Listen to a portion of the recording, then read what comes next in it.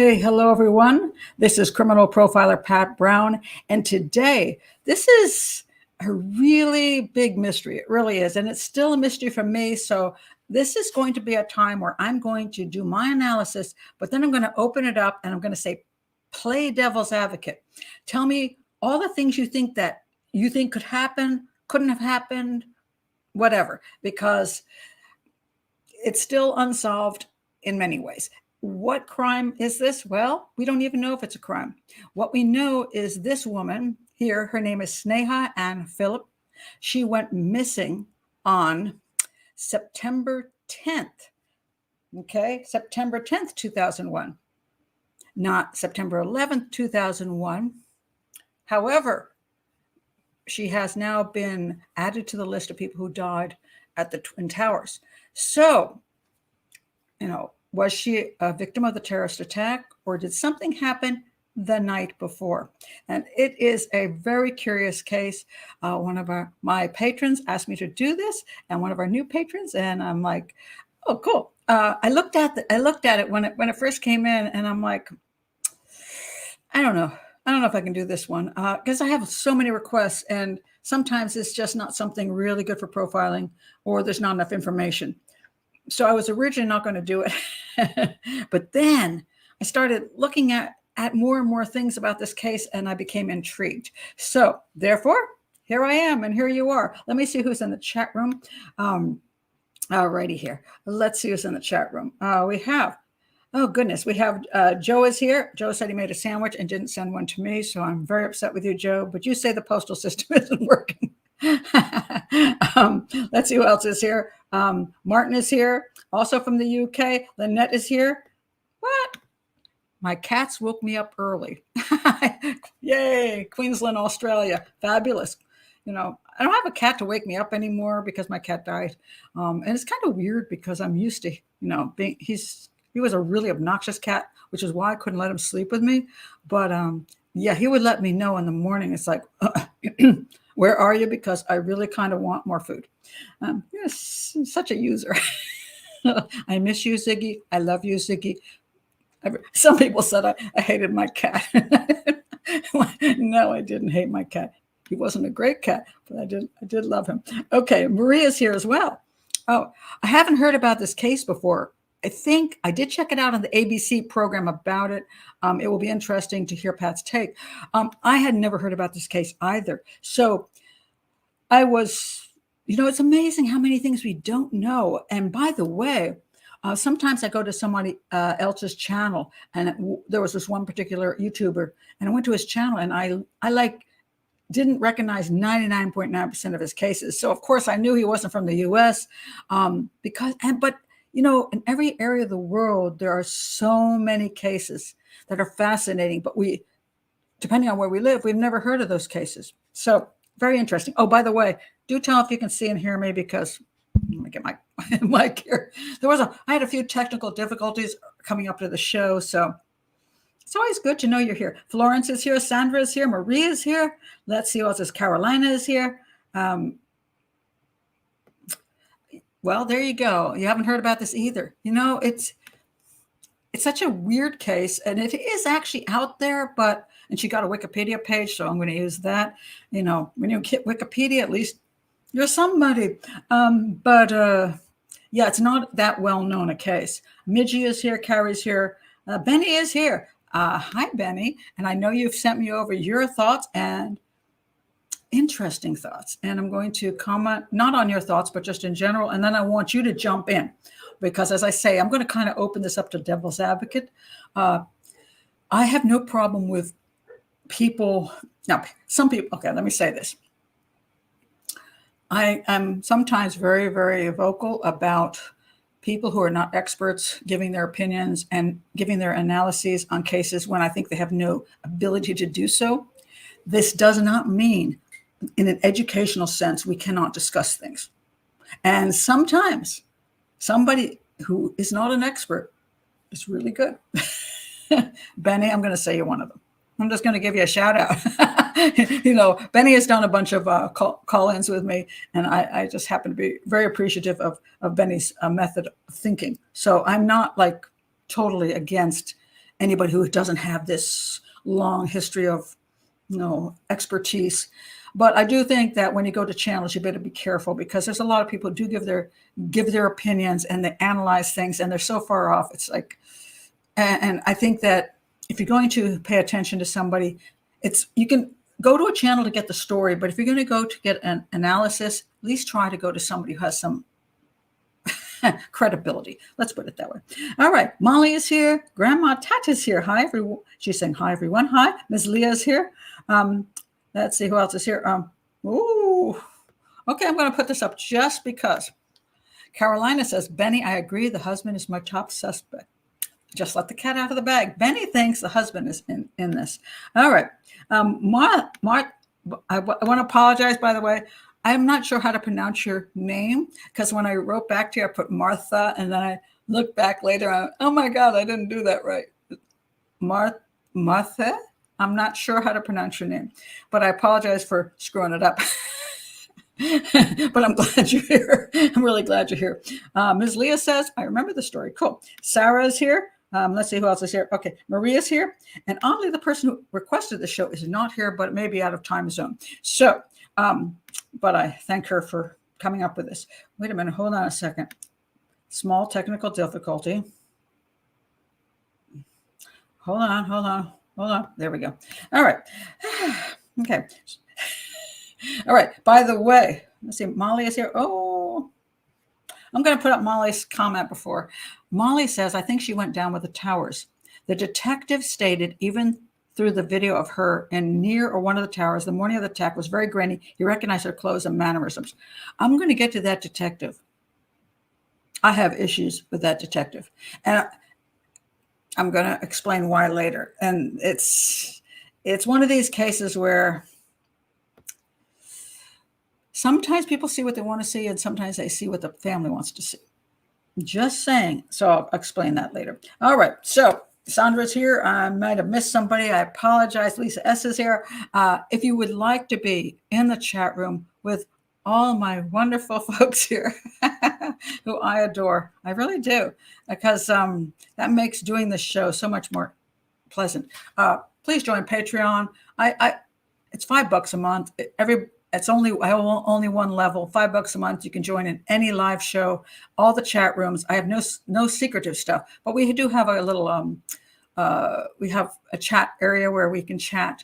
That is secretive. Okay, it's just for patrons. But I don't have any videos that aren't offered to the public. I don't have private videos. That kind of makes me throw up. So I have, but the chat room I like to keep pleasant. So I feel like if you're willing to join the group, you have, you're not just a bot, and you're not just a stalker, and you're not just a crazy person or a hater. You actually care. So that's why I have this to tone down the chat room to people who are pleasant. If you don't want to pay the money, that's cool. Just subscribe to the channel. That helps. Also, you get to be involved in the channel that way. I try to answer comments as much as I can. It gets difficult when it's a crazy popular topic. So sorry if I don't, but I try. I try a lot because I actually am curious what you think. So do subscribe to the channel, like the video, hit the bell so you can get notifications. Let people know in your true crime groups. So that's basically it. There's other ways to support the channel. Buy books. Hit the little button that says thanks. Okay, that's that. All right, now let me get to the show. All right. So fascinating. This is just really super fascinating. That's very nice. Sarah says you do a great job responding to questions. Let me just say to the people that have YouTube channels with 1 million subscribers, they don't respond to anybody. At some point, you kind of can't do it, so I give them a break on that. I'm not that big a channel, and I will never be that big a channel. I'm an educational channel. But I notice on certain cases or certain videos I've done, I'm like, oh my God, I can't even possibly do this. And I feel kind of bad, but you can't at a certain point. So, and I don't have anybody working with me. I don't have, a whole staff of people, to put out stuff. But I try, because I do like to know what people think. it's important to me, and that's why I do the channel. It's an educational channel. I like to teach people, and I like to hear what they're learning and what they're having problems with. So, because so anyway, all right. So here we go. All right, the disappearance. Wikipedia. It's useful. What can I say? Even though they haven't got me quite right on the Wikipedia page, but I'll give them a break. All right, disappearance of Sneha Anne Philip. Okay, so Sneha Anne Philip was an Indian American physician who was last seen on September 10th, 2001 by a department store surveillance camera near her Lower Manhattan apartment. And that is very true. That's the last time she was seen. So before I go into, because all of her behavior is very important in this case, I will want to go into her background a wee bit. All right. So I'm just going to skip that. She went missing on September 10th. She was seen in a department store. I'll get to that later on a video. And that was the last time she was seen. All right. But who is she? So I want to go down to just the basics of her background, just so I can clear this up, because I've seen a lot of stuff that I think people just don't understand. All right. Sneha Anne Philip was born in the Indian state of Kerala. Kerala is right at the bottom of India. It's very, very south. It's very tropical. It's very beautiful. And that's where she was born. She later moved with her parents to upstate New York. She moved when she was 3 years old. And this is very important, okay? Because she's known as an Indian American, which under the, was born in India, so she's an Indian American. This is true. But she don't remember India. She was 3 when she came here. Her younger brother doesn't remember India because he was younger than her. Her older brother, I'm going to say, I don't know how much older her older brother is, but I'm going to say he doesn't remember much either. So the influence of living in India, growing up in India, is not there. And this is very important because this changes behavior. And I've spent a lot of time in India, just to let you know. I wore my Indian outfit today, see? Okay. Just because I can. And so I've been to India 5 times. I've been in lots of areas of India. I have not been in Kerala. I have been in South India. I've been in Hyderabad. I've been in Vizag. Been in a number of places in South India. And I've also been up in the north. I've been in Delhi. I've been in Punjab, Patiala. I've been just all over the place. I've been all over the place 5 times in India. And I stay there for a while with my Indian friends. So it's not with Americans, it's with Indians. So I have a love of India, and I may move there one day, or at least spend half the year there one day. So I have a real heart for India. So I have friends from the South. All right. Now, her family moved here when she was just 3. So this puts her in an interesting category of she's pretty much solid 100% American. It's not like she moved when she was 16 or 14. I was married for 25 years to a man who was born in Jamaica. He moved here when he was, get it straight, 15 or 16. Believe me, the guy was still very Jamaican. But his younger sister, who was 9, she's an American through and through, let me tell you, as far as her behaviors and her thinking goes. So this is important in how people behave where they live, because we're talking about culture, and culture is important. So Sneha moved here when she was 3. She grew up in America. Interestingly, she did become a doctor. And I saw some interesting comments on certain places, which Americans who were not familiar with India were upset that some people commented on the fact that she became a doctor. It's like, oh, all Indians are doctors. Oh. And this person said, you're such a racist. Okay, let me tell you about my Indian friends. Doctor, engineer, doctor, engineer, doctor, engineer, doctor, engineer. Okay, why is this? There is a great push in the highly educated Indian, families to push for their children to grow up to do things that earn a living. They're not stupid. It's like, hey, I'm going to send you to school. You know, if you become I don't know, you get a bachelor's degree in liberal arts, you're not going to have a job. I got a bachelor's degree in liberal arts. Did I tell you that? Bachelor's degree in liberal arts. Didn't do shit for me. You know, I got a master's degree in criminal justice. Still questionable. Okay, so if you want a real job, get a real field that you have technical skills. So Indians in general, when they're highly educated, prefer their children to go into fields that make money, that can support families. It's a wise move. Are there some Indian children who reject their parents' concepts? Yes, because they don't want to do that. I do have one friend who is, she's a wonderful choreographer of Indian. She's a dancer and a choreographer of Indian music. She kind of went against the grain, but she married an engineer. I have another friend, same thing. Oh my God, she wanted to be a singer. She married an engineer. So this is the way things work. It's the real world. So what happened was Sneha, growing up, apparently didn't really want to be a doctor. She loved art. She was very bohemian, shall we say. But she ended up as a doctor.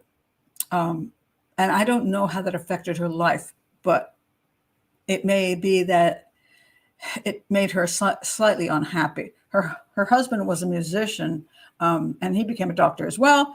He's Jewish. She's actually, here's another thing I want you to understand. She's Christian.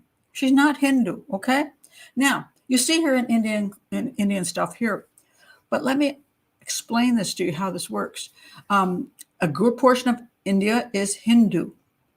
A portion of India, a high portion, is Muslim. Then there are other religions there as well. There's some people are Parsi, some people are Sikh, some people are Christian. She is actually her family was part of a Christian church. Let me show you this church. Just so you can I just want you to understand her background. Just so you understand how things work. Yes, this is the church she was involved in. Let me find exactly what this is. No, come on now, seriously. Did I lose my page? Anyway, I lost my page. This is a church which is based on St. Thomas. It's a South Indian church. It's Christian. And so she grew up as a Christian, not as a Hindu. And so sometimes when you look at pictures of her, you say, what is she exactly? You see her in a sari here. You see her with a bindi here. By the way, if you don't know what a bindi is, these are bindis. They're tiny. They're different. There's some tiny little ones you put on right between your eyes. There's bigger ones you put between your eyes. You can just use sometimes, just not actual bought ones. This is most often worn by Hindus, but it's also part of just, hey, my outfit looks pretty, and I thought I like something pretty on my face too. So bindis are also worn for fashion. Okay, she's Christian, yet she's wearing a bindi, so it's fashion in this particular instance. She's also, she's gone to India. She does appreciate her Indian heritage, and so she enjoys being a beautiful woman, and she enjoys wearing beautiful clothes. And here's her picture of her. She's getting married. You see, she's in white. That's a Christian marriage, but she has Indian jewelry on, so she's kind of doing a mixed thing. Let me show you another picture. This isn't her and her husband. This is another Indian couple who's Christian. This is an Indian couple. Her husband, Sneha's husband, is Jewish. This couple they're both Indian descent, at least. You see she's in the white outfit. You see there's no bindi. But over here, you'll see she's wearing an Indian outfit, and she has a bindi. So what we have here is just culture mixing with religion to some extent. Now, to point out that when you're raised up in the U.S. with a family who's from India, the culture is very strong because they do love their culture. So at home, you might eat Indian food. You might, be totally like your relatives are Indian. But, if you're Hindu, it is a much, I think, stronger community because it's not very popular in the United States. But if you're Christian, it's a little bit more like fluid, a little bit more relaxed. And so, she grows up. I don't even know how Christian she is. She goes to a Christian church. But the church she's involved in, just wish I could remember the name of it now. It's so annoying. I had it there and it just vanished on me. I'm going to look one more time. I cannot believe it went away. So annoying. Where did it go? Where did it go? I must have accidentally knocked it out. That's what happened to it. So anyway, she's the simple fact is she's with a church that is also welcomes Americans into it, people who are not born in India. It's kind of a modern church, kind of liberal. So therefore, I think she grew up quite liberal, and probably so did her brothers. And that does have something to do with who she is as far as how she grew up. Hold on a second. I'm just so annoyed now. I've got to look up the name of the church. It's driving me crazy. Oh man, where did it go? Okay. It is called. Okay. Okay, I'm finding it now. Where is it? It's just going to drive me nuts. Where did it go? Why can I not find it? Can't find it. Anyway, never mind. This is a show without editing. There you go. That's what happens when you have a show without editing. Okay, so I'm going to go back here. So let me go back and see if her early life says anything about her church. Because I got it from someplace. That's how I knew it. Funny. Anyway, she grew up. Now let me tell you about her just basically her growing up. So she was in upstate New York. After graduation from Johns Hopkins University, which is in Maryland, near where I live, Sneha decided to pursue a career in medicine and enrolled in the Chicago School of Medicine in 1995. There she met Ron Lieberman, a student a year behind her from Los Angeles, and began dating him. The two shared creative interests, and this is very important, outside of their intended career. He was a musician. She was interested in painting. Philip took a year off traveling around Italy so the two could graduate together. Kind of interesting. I'm not quite sure how that all worked out, but apparently he was really into her and he wanted to make sure that everything worked out. They moved to New York City where they both gained internships. Lieberman was at Jacobi Medical Center at the Bronx, while Philip did hers at Cabrini Medical Center, closer to their small apartment in East Village. By the way, she'd also been in, she went to Seattle, and she was very much into the scene in Seattle. It was a very, very, progressive scene in Seattle. So she was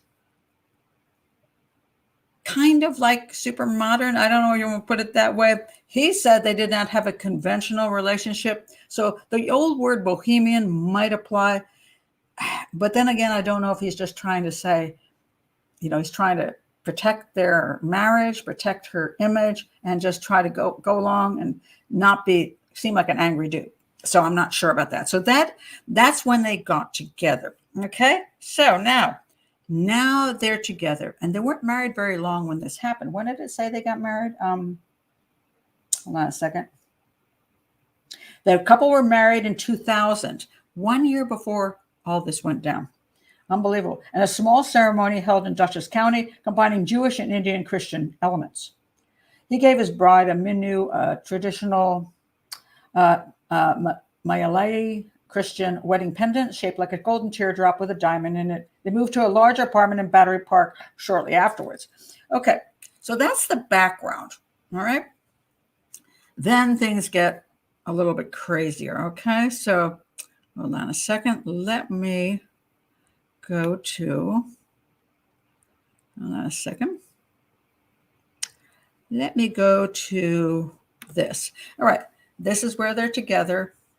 And this is kind of where they end up a number of years later. I mean, well, not take that back. Within 1 year. Okay, she has a lot of problems, and I want to go through the problems she has. But I'm going to stop here just for a second, check out your comments as we go through this, because this is, I say, quite a mystery. Now, let's see. let me roll up here a second, and then I'm going to go into the next part. Benny is here now. Let's see. Oh, Benny was here before because everybody said they're agreeing with Benny. Interesting. They think the husband has something to do with it. All right. Who's here from the UK besides? Okay, wait a minute. Okay, I've just lost that spot. Okay. Hold on one second. Marianne is here from the UK. Welcome. Let's see. This we already talked about the detective thing. I'm going to get to the detective later. Well, that's an interesting point, and we're going to consider this as we go along. I keep thinking that whether she disappeared on purpose or whether the husband killed her, gosh, they were lucky because 911 really made it easy to get away with everything. This is actually a truth because, somebody disappears exactly at the time of 9/11. I don't know how many of you remember. Well, it depends how old you are. 9/11, the shock that it brought to us, and also. And I'm from Washington, D.C., and pretty much nobody talks about Washington, D.C. anymore. They only talk about New York. I was at home. I was playing Scrabble. I remember playing Scrabble online. And I saw over on some television or whatever, I saw the attack in New York. And I remember looking over and just being stunned. And then I never came back to my Scrabble game, and I don't think another person did either. We obviously didn't give a crap, but I was so stunned. And then I'm watching this, and now I'm watching the news like crazy. And all of a sudden, I'm watching a news program from Washington, D.C., and somebody says, "What's that behind us?" And it's the Pentagon, and it's smoke coming up from the Pentagon. And oh my God, it's hit Washington, D.C. Now, my daughter calls me because at that time, her fiance was working downtown in D.C. We were able to contact him on the cell phone. He said, I've got to get out of D.C. Everybody was terrified. I got to get out of D.C. You didn't know if it was going to strike again. Just because the Pentagon was hit didn't mean that all of D.C. wasn't going to be hit. And this man worked in government stuff. So at the time, we were able to contact him by cell phone. He says, I'm going to walk out of D.C. We can't get on the subways. I'm going to walk to Maryland. Please pick me up there. And I remember my daughter being in tears because she was hoping her fiance would make it across the Maryland line. And he did, and we picked him up. But a lot of people forget that D.C. was also attacked. And we went through a lot of terror here. And then after that happened, people didn't want to go into Washington, D.C. to dine or to go do anything in D.C. It's like, I'm not going in there. So it was a really, really frightening time. So let's go to what happened after she got married. Now, the show I recommended is the only one that really went through things very, very well. So I'm going to go through their timeline that they provided because it was just really good compared to everything else. And so let me start at the beginning of their timeline. I was going to put their timeline up on the screen, but then I wasn't sure I was going to get nailed for copyright issues. So I decided to be on the safe side. Oh, let me show you just for a minute here. Let me show you the show. It's linked below because this is very important. I think it's the best show. I watched a few different things on just different YouTube things, and it just never did justice. And I kept looking for the information I wanted, and this is the only one that had it. So the name was Missing Dr. Sneha Anne Philip. It was on, I think it's ABC. And so I'm going to put the link. The link is below when you come to the show. Watch it. It's really worth watching. So let me go through some of the basics on the timeline. All right. In 1999, Sneha starts her residency as an internal medicine resident at Cabrini Medical Center. Okay. 1999. Also, her fiance, Ron Lieberman, starts as an emergency medicine resident at Jacobi Medical Center. So this is 1999. We're talking a couple of years before 2001, of course. Now, in 2001, okay, Sneha received notification from Cabrini that they were not renewing her residency contract.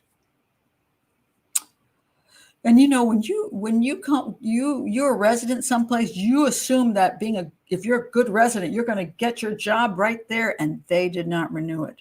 And that had to be a massive blow to her. Now in 2001, her life begins to unravel. And why does her life unravel? Because she's just newly married. What would do this? All right. In 2001, Sneha filed a police report against her coworker.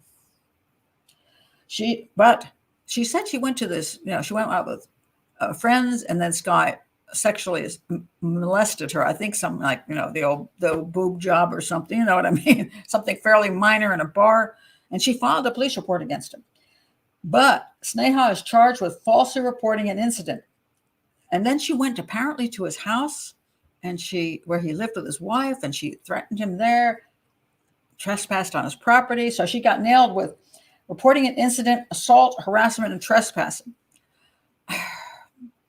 That's pretty big, because even if the dude was kind of like maybe drinking and being a little handsy, I'm sorry, the Me Too thing I know has gotten real big since then, but I know those hands. And you go, stop it. Dude, it's not okay. You don't go to his wife's house and trespass and threaten him and all that. That's kind of huge. That's kind of big. And who knows? And what happened was the people with her said it didn't happen. So that's a whole question. So anyway, in 2001, in June, the police arrest Sneha, and she spends the night in jail. So on 2001, September 10th, this is the day before. This is the morning thereof. She is at Manhattan Criminal Court facing misdemeanor charges. All right. On the way to all of this, there's a lot of stories about her having alcohol problems, and that in a new place that she worked, they were saying, hey, you got to go to alcohol counseling or you're going to be dumped. And she didn't follow through. So she was having issues with drinking.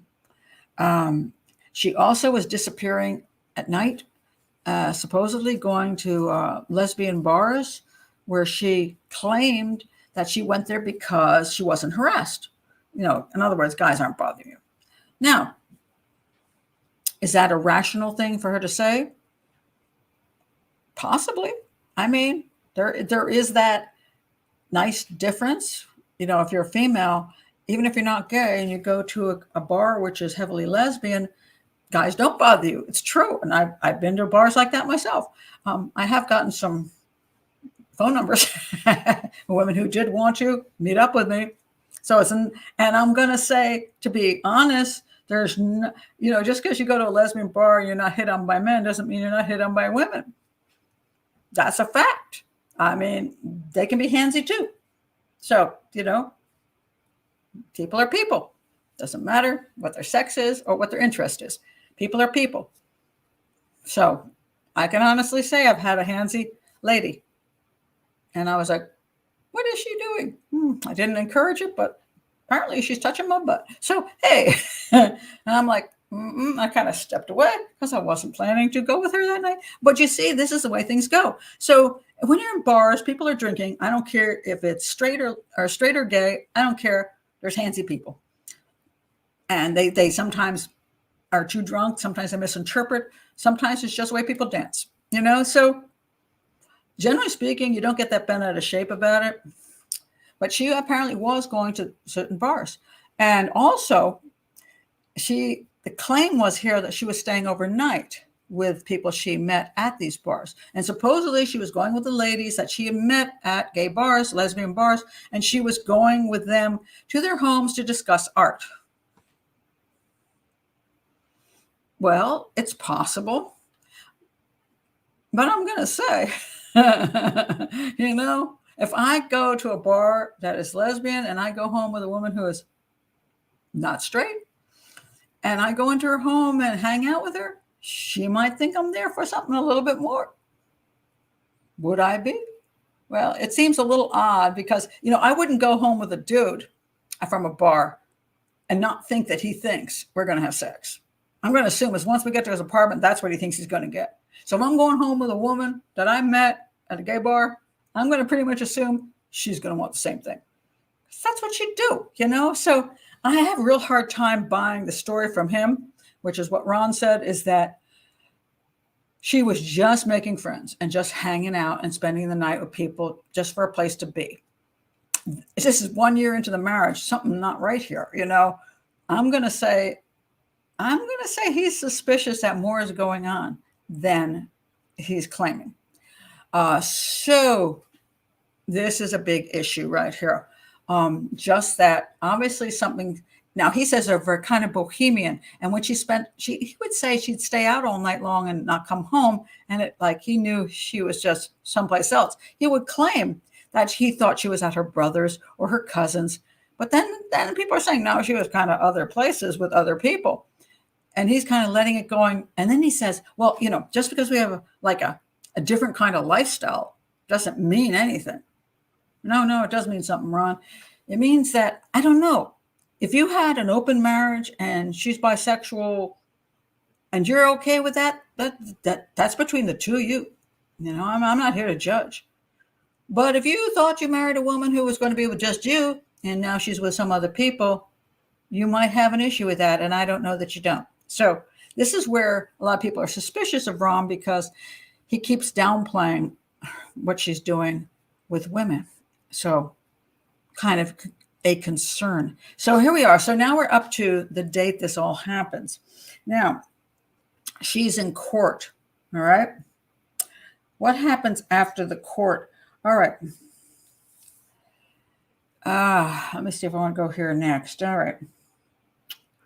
Let me throw up the three people that I'm going to be talking about in connection with who done did it or didn't do it or had nothing to do with it, because we're talking about possibly it's just she got, you know, killed during 9/11. All right. This is her husband, Ron. This is her brother, John. Oh, by the way, in case you're wondering about her name is Sneha, which is very Indian. Her older brother's name is very Indian, and this dude gets a name, John. But a lot of times when people are involved in Christian religion in India, they change names to Christian names. So that's why his name is John. Okay, this is the detective who Ron went to file a police report with. And he took down the information that he said, and then he took down the information that he said. And I'm going to get into all of that. But I want to point this out just because this is what happened right before she vanished. Detective Starks, that's this guy, informed somebody that on 9/10/01, that's Sneha, had been at court in regards to an arrest made on her in June 1st. That's quite a long time ago. So I mean, that's like 9 months ago. I didn't realize it was that far back, but that's the court system. The husband and the missing had a big fight and stormed out of the courthouse she stormed out of the courthouse without her husband. The husband was upset because the missing was abusing drugs and alcohol and was conducting bisexual acts. Later on, he says that never happened. Yet he says this is what he was told. And it's odd to me that this isn't true, because where would he even get the idea? You know, I mean, it's not something you just throw out, you know, I'll just make something up. I'm a police detective. I just want to make this guy look bad. So I'm just going to make this up. It sounds very reasonable. So he must have gotten it from someplace, and he claims he got it from him. But now he claims it never happened because maybe it's embarrassing. So anyway, but I think it's important that he says they had a fight. Okay. They had a fight. It's been 9 months. Something's wrong in this marriage. It's not quite going well. And it's really sad, because if you actually look back at some of these pictures, oh my God, they just look like they're happy couple. I mean, it's just, you know, they're really an attractive couple. And I've looked at a lot of their pictures, and it's just, they're like such a sweet couple. But apparently things weren't going that well. So anyway, so this is what happened on that day. On September 10th in the morning after the court thing, he had a fight with his wife. Now, what happens from that point on? All right. So the next thing is this. Now we have what happened after that. They went home. Okay. Hold on a second. I just lost my spot. Okay. They went home.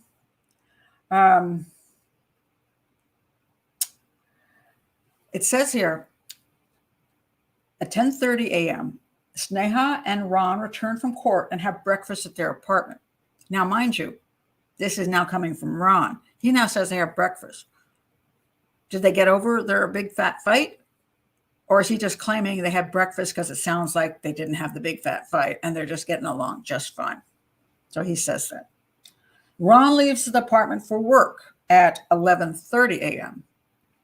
Okay.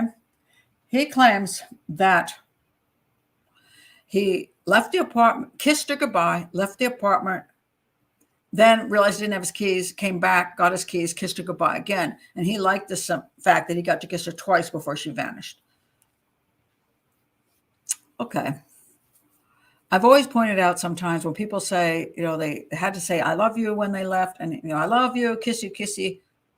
Did this really happen, or is this a way to make it look like nothing was bad between the two of you? And they just had a massive fight, supposedly. So this is where some people get very suspicious of Ron, okay? However, he did leave for work, okay, right away. So, and she was alive when he left for work. So quite frankly, this means nothing.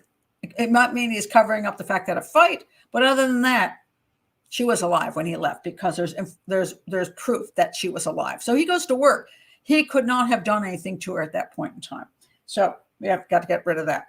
The next thing it says is that from 2 to 2:30, she meditates in her apartment. I find that amusing just because usually the Christian churches are not really fond of meditation, and she's meditating. I'm going to say she is more of a free thinker. Okay. It's just important to understand that she is not, that's the way she is, she's a free thinker. All right. At 2:30 p.m., Sneha and her mom talk via instant messenger while Ansu is at work. So her mother's at work and she is talking to her mom online. And okay, so then Sneha tells her mom she's going to run errands. She was supposedly home cleaning up the place because she had somebody coming to visit and she wanted it all nice, Sneha tells her mom she's going to run errands, and this is at 4 to 5 p.m. So still alive, no question. All right, next. Okay, hold on a second. The doorman reports that he saw Sneha walk out of the apartment building. This is from 5:15 to 5:30. So we have a doorman who knows she left. This is, again, documented. All right. Sneha walks to Century 21 to go shopping. This is at 5:30 p.m. Now let's go to the next most important thing here. Oh, that's not it. Here we go. That's not it. Here we go. There it is. All right. Oh, we're still back where I was. Sorry. From this point to this point. Okay. So she was at home. Ron said goodbye. She talked to her mom. The doorman saw her. Now she's ending up at the store. This is called Century 21. She's shopping. This is a video of her at the store. There's no question she's shopping at the store. All right. So then what's the next thing we find out? Okay. So there's 3 levels to the store. She shops for coats. She shops for lingerie. And then she shops for some bed sheets. Okay.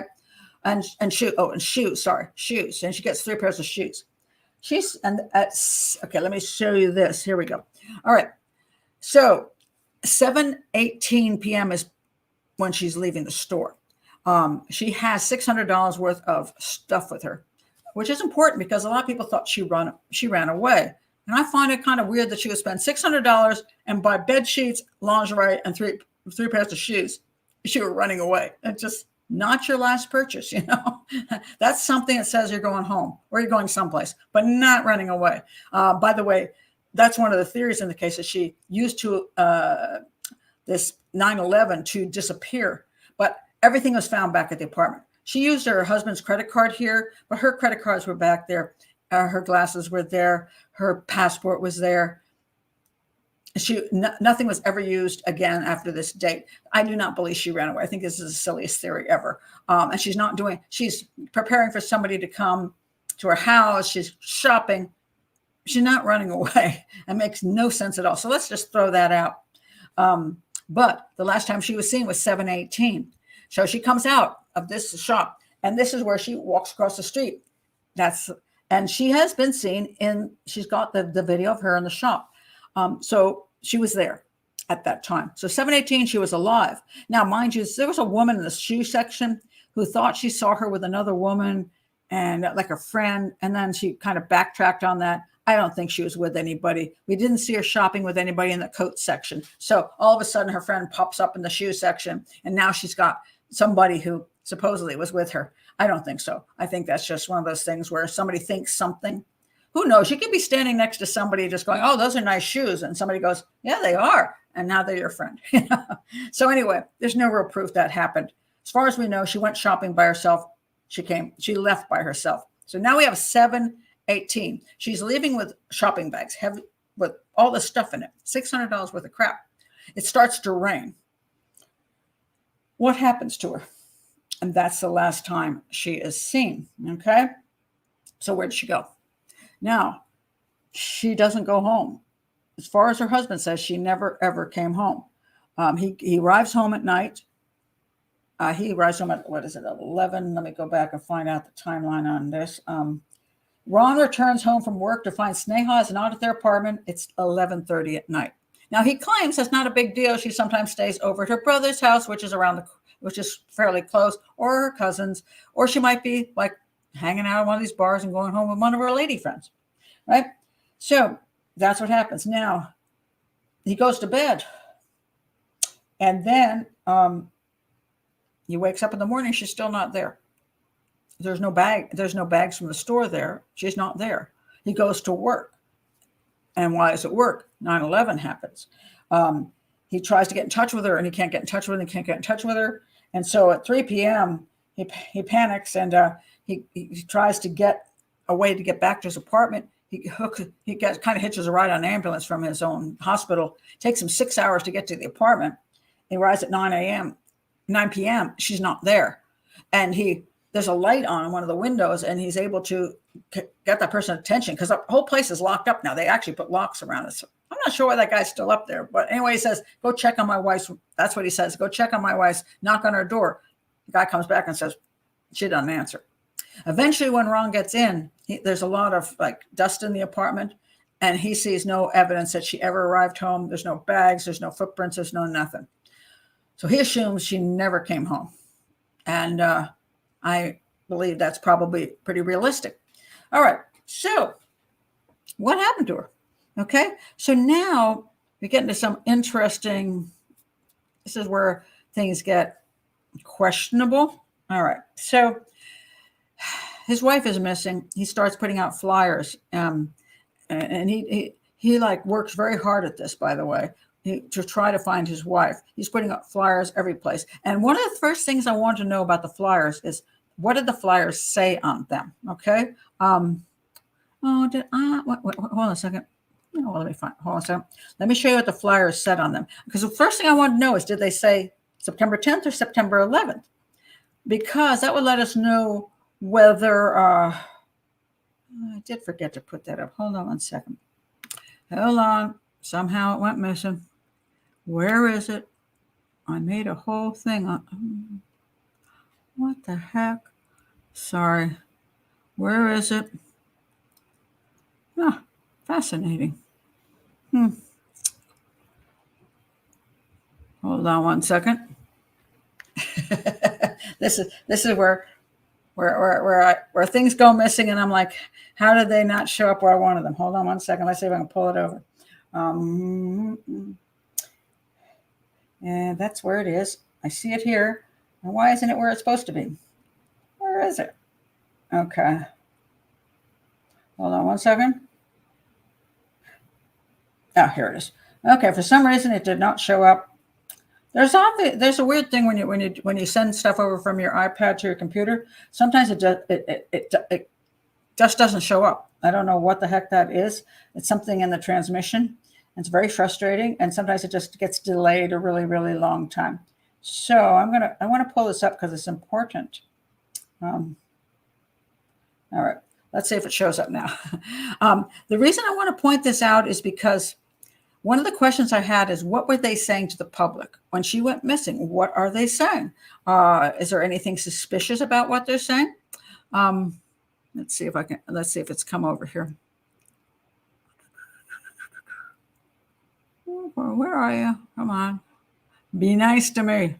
It's not being nice. See it's on a delay and it's just not coming over. And I really want to show this to you because it's important, and now it's just not going to come up.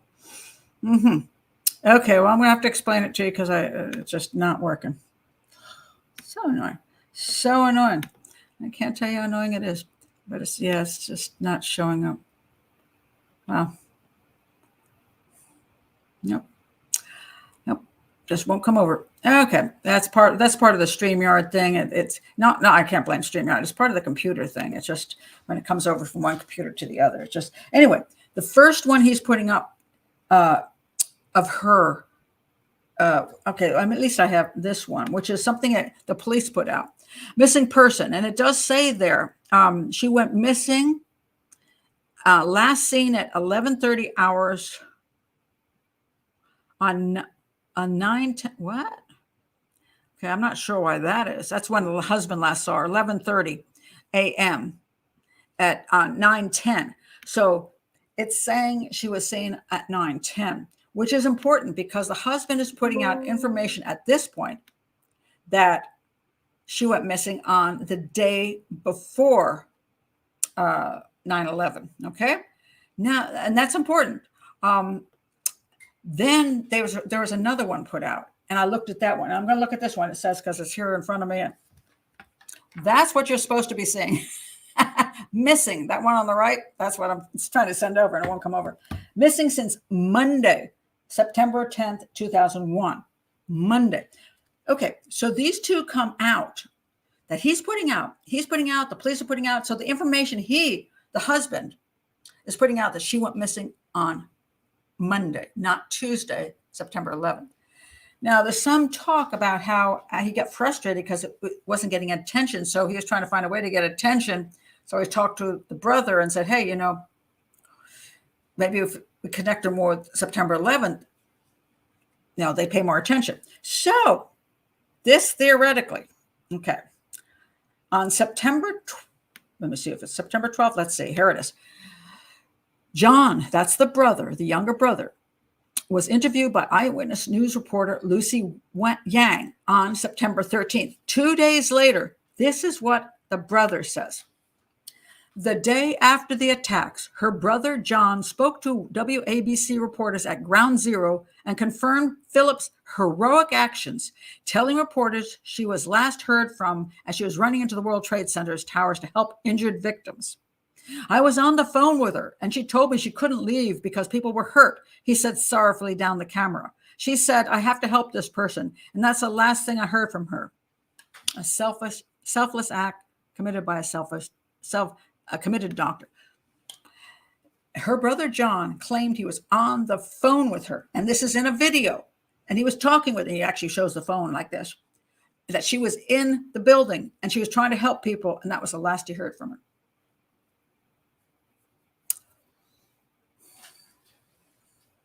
Okay, there is the belief that in order to get more attention, that they wanted to say she maybe disappeared on September 11th.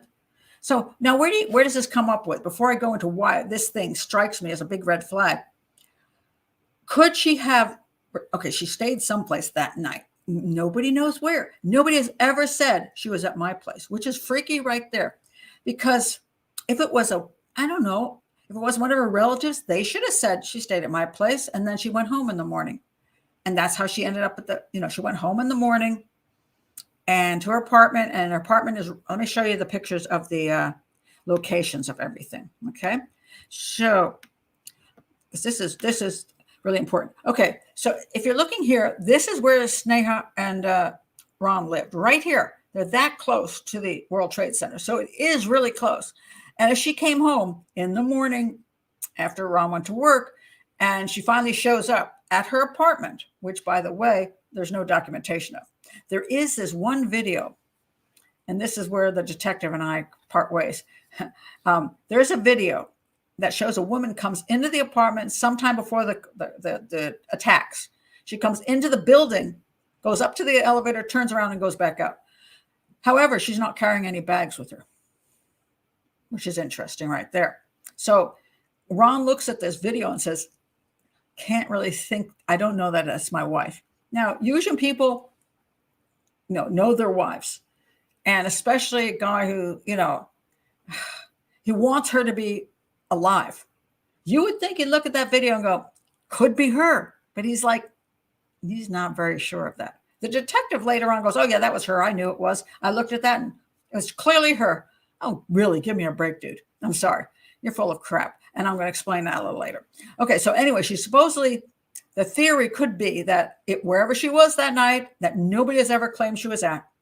Her brothers never said she showed up at his house. Her cousin never said she showed up at her house. No woman from any bar has said, hey, she was at my house. And why wouldn't they? It's not a big, if she spent the night at my house, I would say she spent the night at my house. I find out she's gone missing and her family is traumatized and they're trying to find out if she's dead. I would say, hey, she was at my house, but she left at 7 a.m, saying she was going home. I would want them to know that. But that information isn't out there. So whoever was with her on that night doesn't want to be known. Why is that? There's possible number of reasons. One is that they did something to her. The second one is that they were like a married person who didn't want to admit that she was with them. Oh, 3, or that they died with her. Okay, I'll go into some of those different theories. So anyway, these are the towers. This is where she lives, very close. But there's no proof she arrived.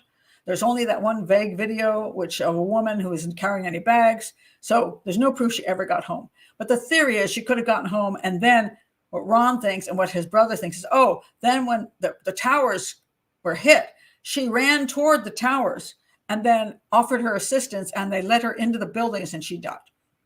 That's a bunch of crock if I ever heard it. First of all, if you've ever seen any of the videos where it's the terror, people running away from the videos, I'm sorry, I don't care if you're a nurse or a doctor, you're probably not going to run to the area which you don't know is unsafe. And they started blocking everything down and keeping people out. So it's very unlikely that she would have gotten there or they would have ever let her in without even knowing who she was.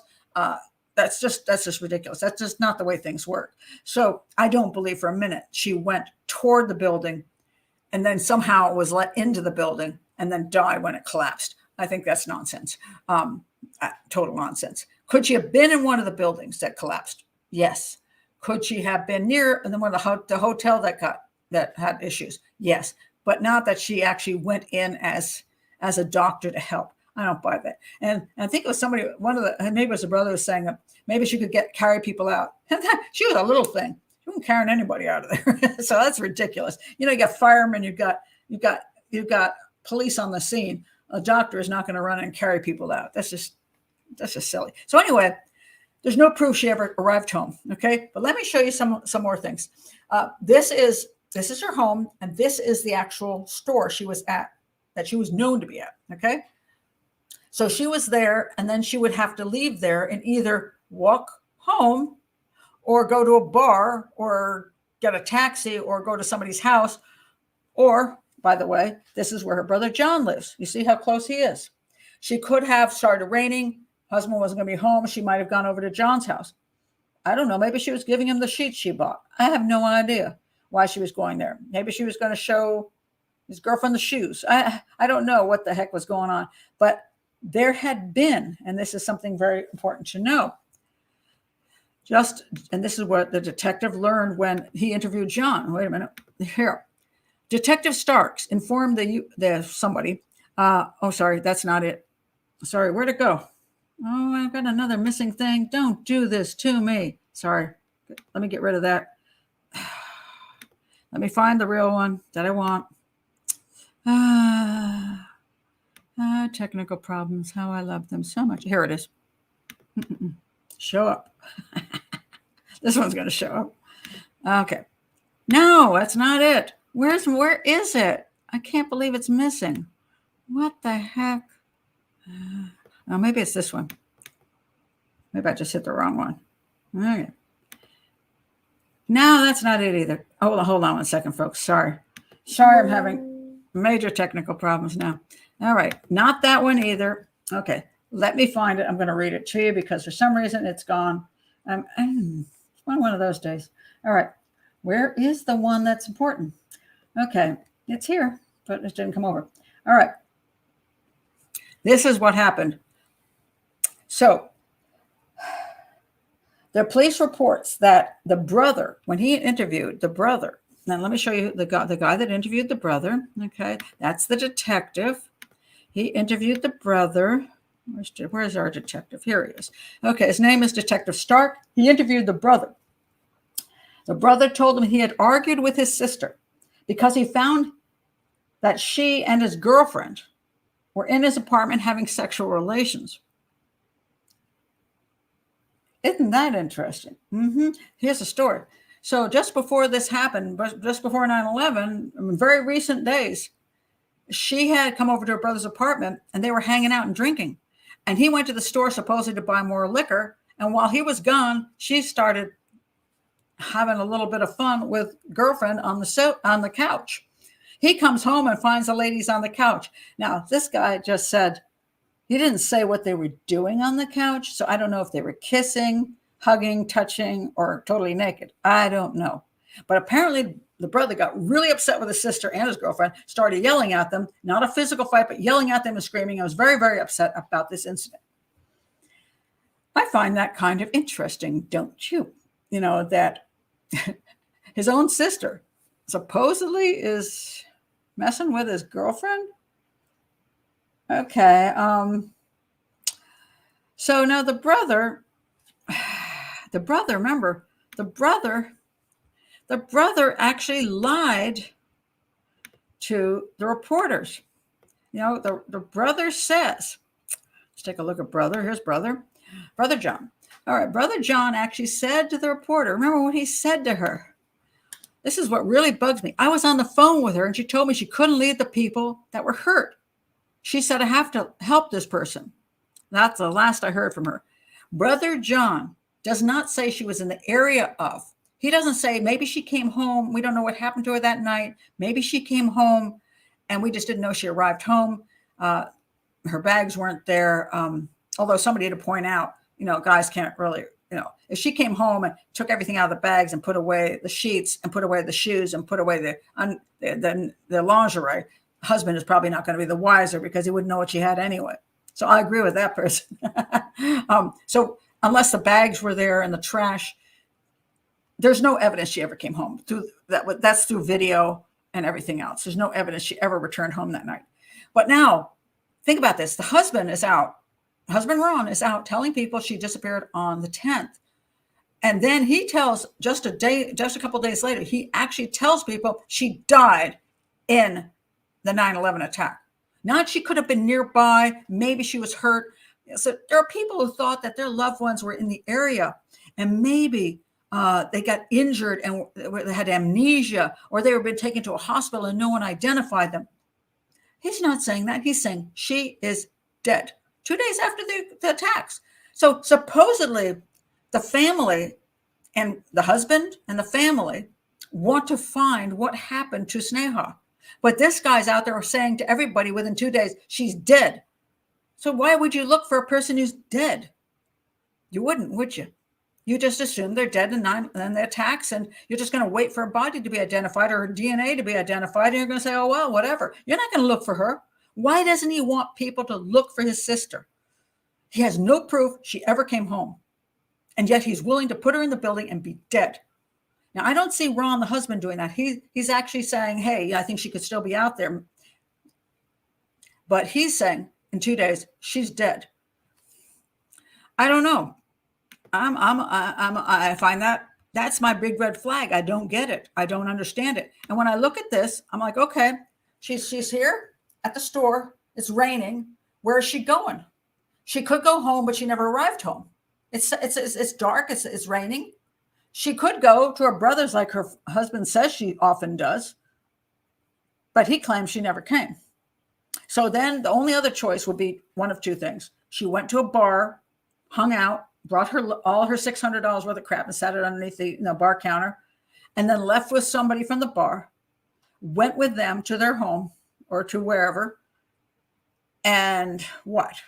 That person won't admit that she was with them. They just got got rid of all her stuff. So nobody, no clue that she came to my place. I'm going to say if it was a woman who took her home and they just are having a night to themselves, I don't see why she wouldn't admit that. There's nothing to be, there's no shame there. You just say, hey, she came to my house. She left in the morning. Now, if she went with a married man, like she claimed this other married man assaulted her, maybe she did go for a married man. I don't know. Did she go with a married man someplace? And he doesn't want to admit she was with him? Maybe. Did they go to the hotel that was nearby that there was an attack on it? And therefore, both of them died? But no, there's no evidence she ever was in any other hotel. Nobody ever saw her on a video. Nobody's ever said she was in any hotel. She wasn't like dressed up or anything she wasn't even dressed up to going out. Usually when you want to go out and meet somebody, you're going to be a little bit more spiffy, and she wasn't. She was very dressed down. There's one other possibility that people have talked about, and that would be, let's see, there is a restaurant in the, this is called Windows to the World. Let me find this a second. I did have this up here. When there's a restaurant that, it was really sad. It was way above the it's at the top. Hold on a sec. It's called Windows to the World restaurant. Hold on a second. It's let's see it's on the 107th floor. Okay, so it was on the 107th floor. Let's put it that way. It's not on there anymore because it got smashed in the whole thing. So let me show you this. So one of the questions I had was, she had supposedly told her mother she wanted to visit that particular Windows of the World restaurant. Okay, she wanted to visit it, and because somebody was coming and she wanted to see if she should take them there, so she wanted to visit this. So the first question I had was, well, was it open that early in the morning? Because if it wasn't open early in the morning, then she wouldn't have gone there. It was open in the morning, by the way. So what happened was there were people there when the planes hit, which was below there. There were people actually dining there, and there were workers there. Not many people dining because it was early morning, but the planes did hit, and nobody died immediately up here. Then eventually the smoke killed everybody, and then the whole thing went down. So that's what happened.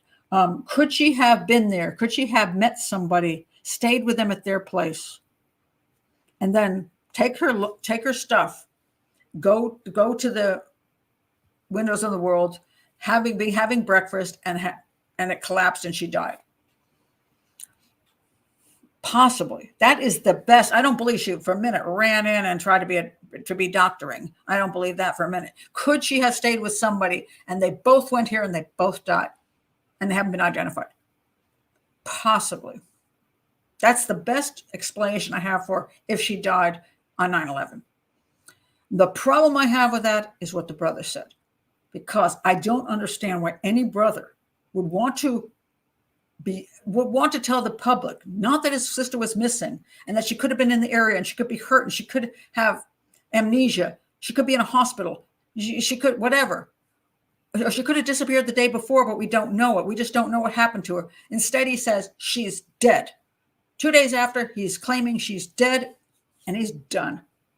Eventually, the family goes along with brother and just goes with she died, and even Ron eventually says, okay, she died there too. But she's never been found. Clearly, she didn't run away, so she was either murdered or she died here. And the family has now gone with she died here. I understand the family may want to feel that she was a hero when she died, so they'd rather have that be true. But also, if the brother was involved for some reason, because he was upset with her and something went wrong, then maybe she didn't ever maybe she never was alive on September 11th. She did die that night. Now, I don't know what would have happened to her body. I don't know if anybody had a car, because a lot of people in New York don't have cars. I don't know if brother had a car. I don't know whether, things were so chaotic. This would be the best time, in fact, to get rid of a body. If you're going to get rid of a body, it's a great time because the police were overwhelmed. People were everywhere just going insane. I mean, you could probably walk through the streets with a body on your shoulder and nobody even question you. But if you put the body in a suitcase or whatever else and took it out, I don't know. Or she could have gotten in. She could have gotten in a taxi cab and just the taxi cab driver got her. Who knows? But I am bothered by the brother's statement. That's the thing that stands out to me that I do not understand. Because the last thing you would want is people to stop looking for your sister. And he immediately, 2 days, I get it, 6 months from now, you go, okay, let's just say she died in 9/11, makes us all feel better. 6 months away, cool. 2 days after, not cool. So I don't have actually a problem with the husband. I don't see any time he could have harmed her. I see that I think he really loved his wife. I think he was a little naive. I think he was trying to find a way to make this work, trying to help her because he was trying to save their marriage. She's a beautiful woman. She obviously was exciting and all that, and he just didn't know what the hell was wrong with this woman. He was trying to make it work. I don't believe he did anything to her. I think he was just trying to excuse her behavior and trying to find a way to finally solve her behavior, the drinking and all that. Some people think that he was abusive, and once she got married to him, she realized she had married a nightmare, and that's what sent her in the other direction. You know, he's like, I don't want to be with this guy, but I don't know how to get rid of him. Is it possible? Yes, but I didn't see anything in that with him. I saw him especially going out and trying to find her. He just did everything he could, including hiring a PI who was kind of an idiot. But anybody who recommends a psychic, and supposedly he did, sorry, dude. But he did find out information about her, you know, looked at her records and all that, and came up with nothing that showed she ran off. But, you know, I think he tried to find her. The brother, not so much. And then the family either, in my opinion, after a period of time, they knew she was not coming home. But here's the thing.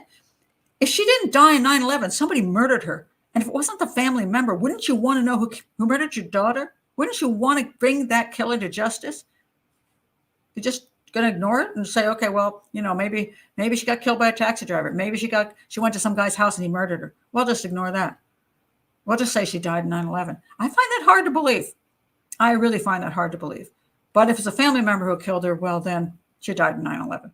Now, I don't have any clue whether the brother had anything to do with it. Maybe he's just got a really bad way of speaking. But I look at this. His house was one place she would go. And he had her dead 2 days after 9/11. And that bothers me. So that's where I stand. If I were investigating this crime, I'd be spending. And by the way, here's another thing.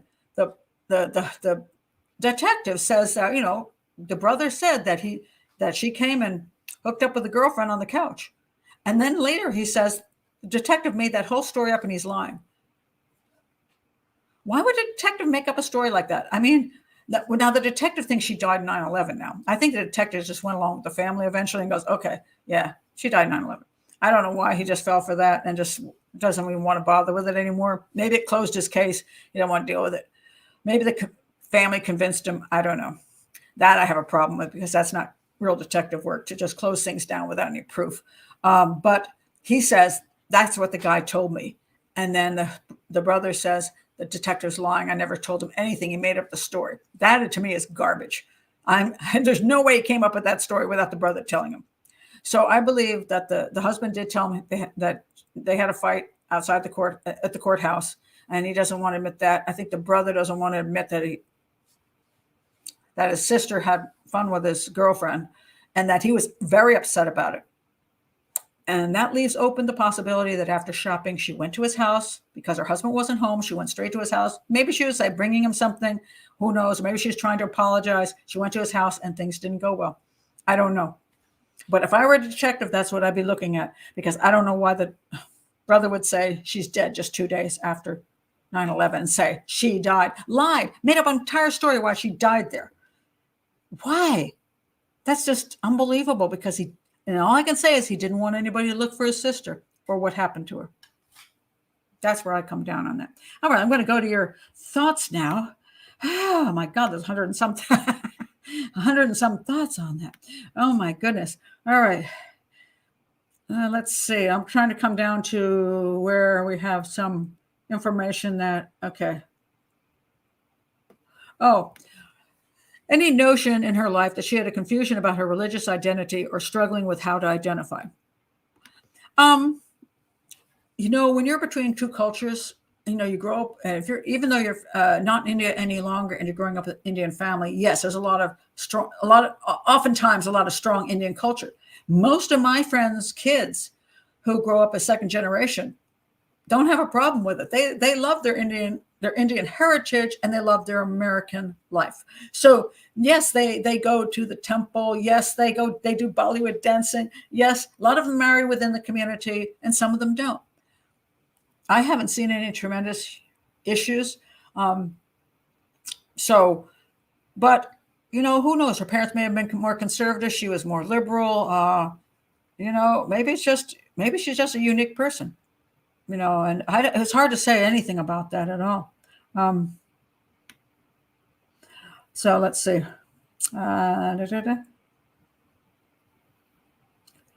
Okay.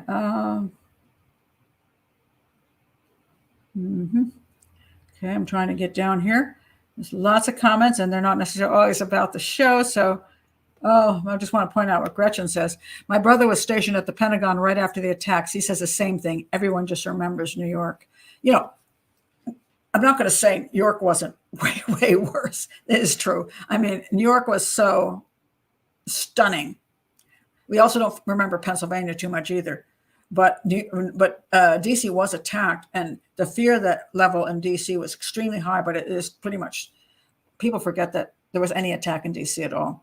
And so, yes, the people in Pentagon, they were victims. But the rest of us in DC, it influenced our lives for a long time, like it did the New Yorkers. And I'm going to say New York had us beat hands down, but still, we were here. Let's see. Oops. Let's see.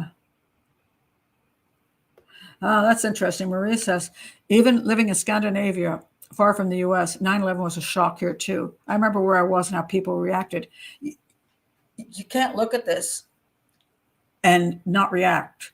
I mean, it was probably because of the video, it was probably one of the most shocking things. That's the most shocking thing in my life. I can't think of anything else that was more shocking than this, especially when the towers came down. Unbelievable, just unbelievable.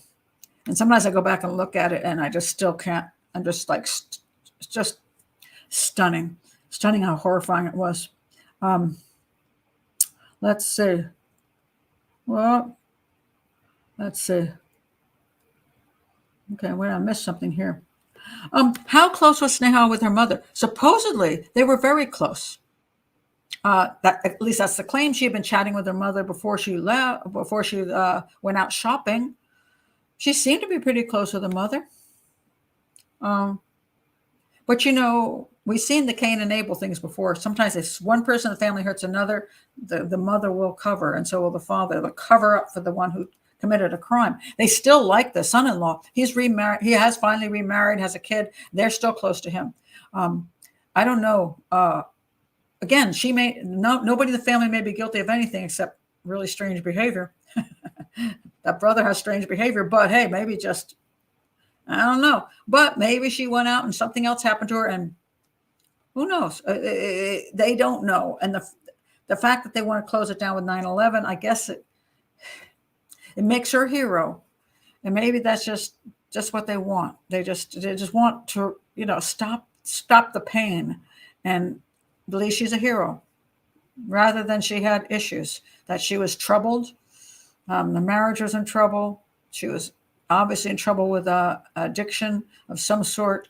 Her behaviors were very strange, for being a married woman and a doctor. She was doing all kinds of odd things.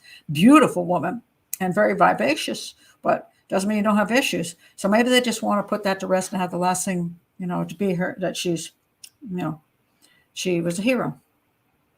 But there's no evidence of that whatsoever. Let's see what else you have to say here. Let's see. Oh, yes. Oh, I forgot to mention this. Yes, she came to work drunk or tardy and was told she was not focusing. So there were legitimate reasons why they wanted to get rid of her. I forgot to mention that. Yeah, she clearly had drinking problems. She would show up at work either intoxicated or couldn't function well. So that is problematic. Marie says, to me, it just does seem like the thing with the coworker really affected her. But did it even happen? That's the question. Could it have been a relationship? Yes, it could have. That's what we don't know.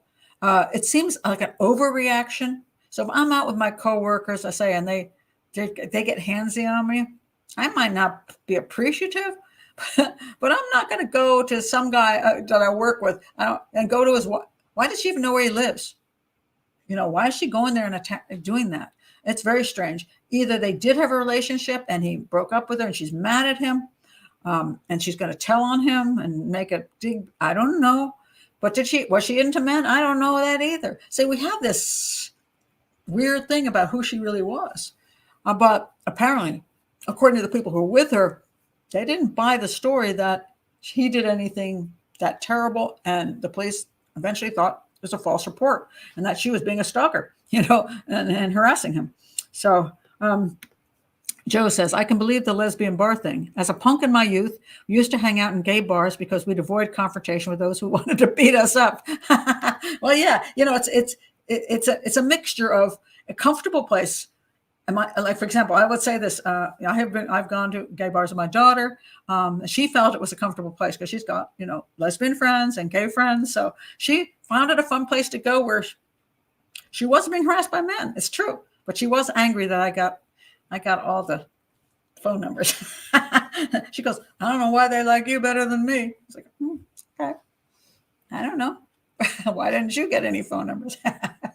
So that's true. So it doesn't matter whether you're heterosexual and you go to a gay bar, you might enjoy yourself there because it's a fun place to be. But then again, she was going home with the ladies. And this to me is a little strange because I'm going to pretty much assume, as I said, if I go home with a dude, I'm going to assume that he's expecting something. If I go home with a lady from a gay bar, I'm going to assume she's expecting something. She thinks we got something going between us.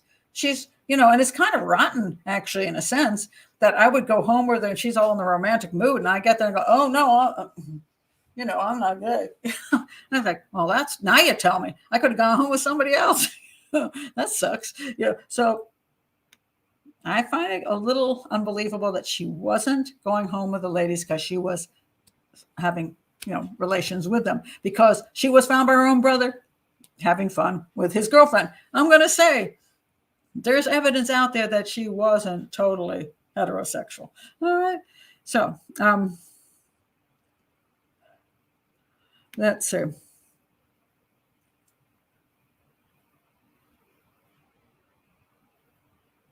Exactly. If I leave with a lesbian as a lesbian, I'm thinking it's odd you're straight and giving mixed signals. Yeah, wouldn't you be pissed? That's just, that don't seem right to me. Yeah, I don't think that would be okay. I don't think so. Let's see what Marie has to say here. It really seems like she was feeling bad about her life. The job she didn't seem to want. That's true. I don't think she really wanted to be a doctor, but she got stuck being one. The husband, maybe her sexuality. I think she was a good candidate for wanting to go missing. Yes, but I don't think she had to go missing. She didn't have to go missing. You see, there's this concept that people have to start a brand new life and nobody knows about them. She probably could just get a divorce and go move back to Seattle. You know what I mean? She's got capability. She could just start a new life with some, in a new place. She's, she got to deal with her alcohol problem, obviously, but she doesn't need to throw her entire life, her family, everything away so she can go hide someplace. And this doesn't really make sense to me. There are people who want to get lost, but not for those reasons. So I find that a little problem. Benny says her brother is number 2 suspect. Okay, Benny, I want to know how the husband is number 1 and when he did anything. I'm curious about that. Let's see. Well, okay, I'm not sure about that, so I can't say anything about that. No, nothing was ever found anyplace. All the belongings she found were never recovered. Her husband says she never brought them home. Now, mind you, again, as I pointed out, that one person who said, what would a husband know? I totally go with that. I mean, I was married 25 years, and I'm telling you, my ex would not know what I wore yesterday. You wouldn't know what's in my drawer, in the dresser drawers. You would have no clue. I was going to say, wouldn't know what's in my drawers, but that didn't come out right. You might know that. But in the bureau, he wouldn't know what underwear I had and what I had bought. He wouldn't have a clue. He wouldn't, the sheets on the bed, I don't know. If I just changed them into something completely different, you might go, oh, are these new? But other than that, it's like, if you looked in the closet, you wouldn't know. So I agree that she could have come home and just put everything away and he wouldn't have a clue. But there's no evidence she ever entered the place because there was, the fellow at the door. He saw her when she left. He said he was there till 11:30. She never returned. Could she have returned in the night? Well, her husband was already there. So either he's lying that she returned. I don't know who else was there, what the video was, but theoretically there should be some, but there is no evidence she ever returned to that apartment, ever. So therefore, no, her stuff was never found that I know of. Got a taxi. Well, this is prior Uber days, and she could have gotten a taxi and he could have killed her. That's possible. Very possible. But I find it interesting that nobody questions it. No, I don't even think that was brought up. I don't know why not. I think her husband was out of touch. I tend to agree with that. I didn't get anything from him that made me suspicious of him. I really didn't. I just think he thought he found a beautiful woman. He thought, they had a lot in common. I think he was just a new husband. And I mean, it's been either he was a real shitbird and behind the scenes, that guy was abusive and horrible and terrible.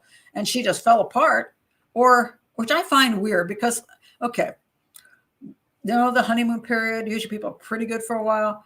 I find it, you can have problems right away in your marriage. Okay, I'm going to say that. That's true. You can have problems right away. But usually when the first year you have hope. So even if the person is not quite acting right, you're going to try to make it right. You're not going to become an alcoholic and decide you're going to change your attraction to sexes and do all kinds of, and have problems at work and ruin your whole life in the first year of marriage because he isn't the perfect guy. You might be upset about it. You might be working to try to fix it, but I just don't see it. I mean, I think that's very weird. And nobody else seems to think this is a bad guy, including her family. So I'm going to say he is probably more the one who was confused and trying to fix things. And he, like, what the heck's wrong with her? Why is she falling apart? Why is she doing this? Why is she doing that? I think it's more like he was naive and didn't know what was going wrong with his marriage. Marie says, could she have gotten home without the doorman seeing her? I don't know. The doorman said he left, pretty late. Didn't see her. I don't know who else was there. I can't quite find that info. There is video. I don't know if there's any video of her returning home. As far as we know, there's no video of that. We have enough. If there was video supposedly of a woman that walked in the building and walked out of the building in the morning, you would think there would be video of her returning home at night. So I'm going to say, if they had the video in the morning, they definitely had the video of her coming in with the bags, going to the elevator. So I'm going to say she never returned home. Husband said she never returned home. I believe that. I don't think she ever came home. So either she went to somebody's place and something happened, or she never got to somebody's place, like a taxi thing, because nobody has come forward as saying she was there. And the only reason I can possibly come up with is that she either never went to anybody's place at all, like the taxi thing, or the person she went to killed her, or the person was like, maybe she was having an affair with a married man someplace, or again, she could have theoretically gone to somebody's house and then they went to have breakfast at the Twin Towers and she died in that restaurant, and so did he or she.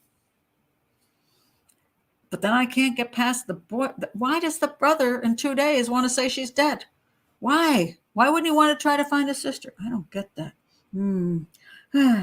So, him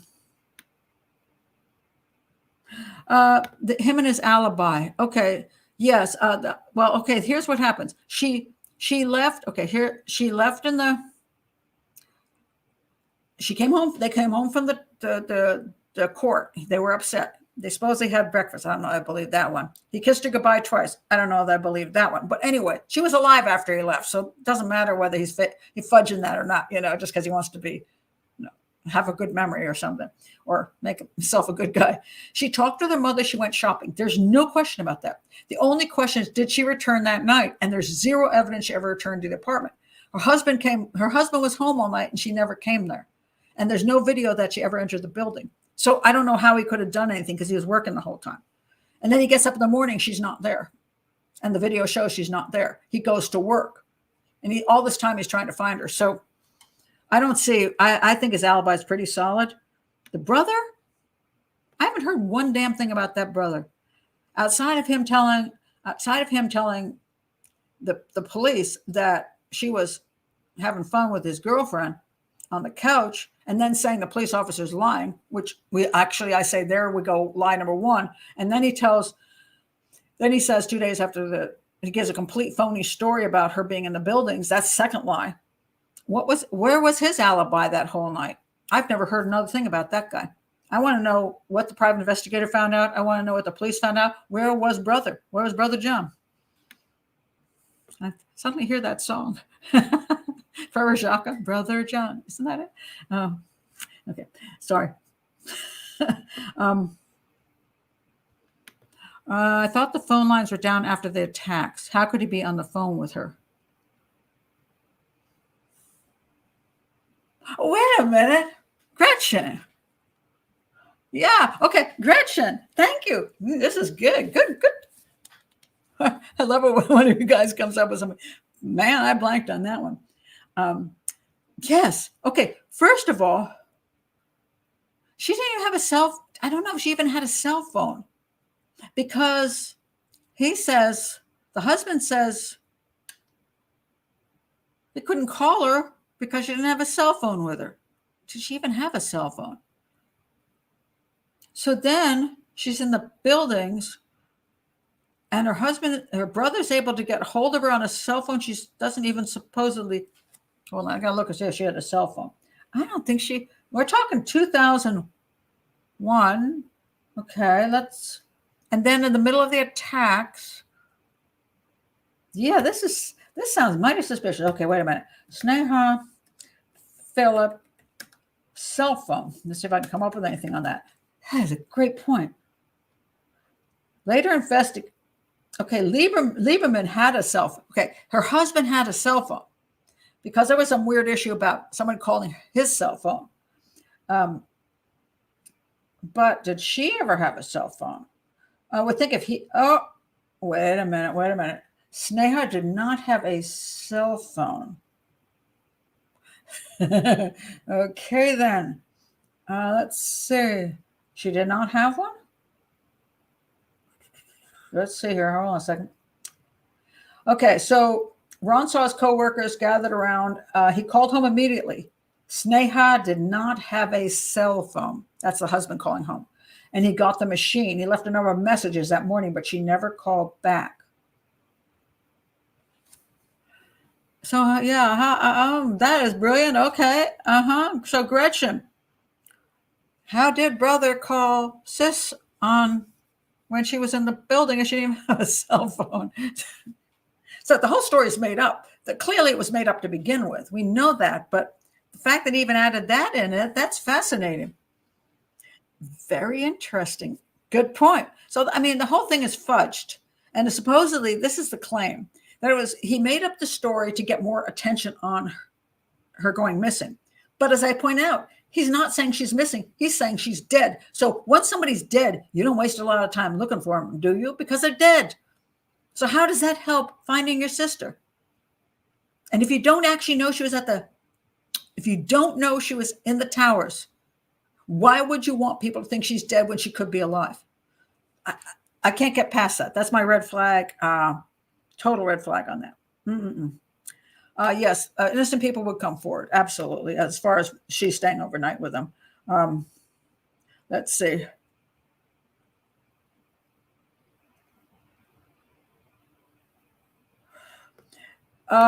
If she helped out as a doctor, wouldn't a fireman or police or someone have seen her there? It's so chaotic. I don't know anybody to remember a damn thing. I mean, when you have something like that happen, your mind just goes to mush. You're lucky. It's yeah. I'm surprised anybody remembered. I mean, sometimes we remember because something is like if we're not there. Like I remember the moment I saw that on TV. That's one of the strongest memories of my life because I remember playing Scrabble, and I don't like to lose Scrabble. I'm a tournament Scrabble player, so I'm online playing this great game, and I was ahead. So I'm way ahead. I want to win the game, and I just saw this.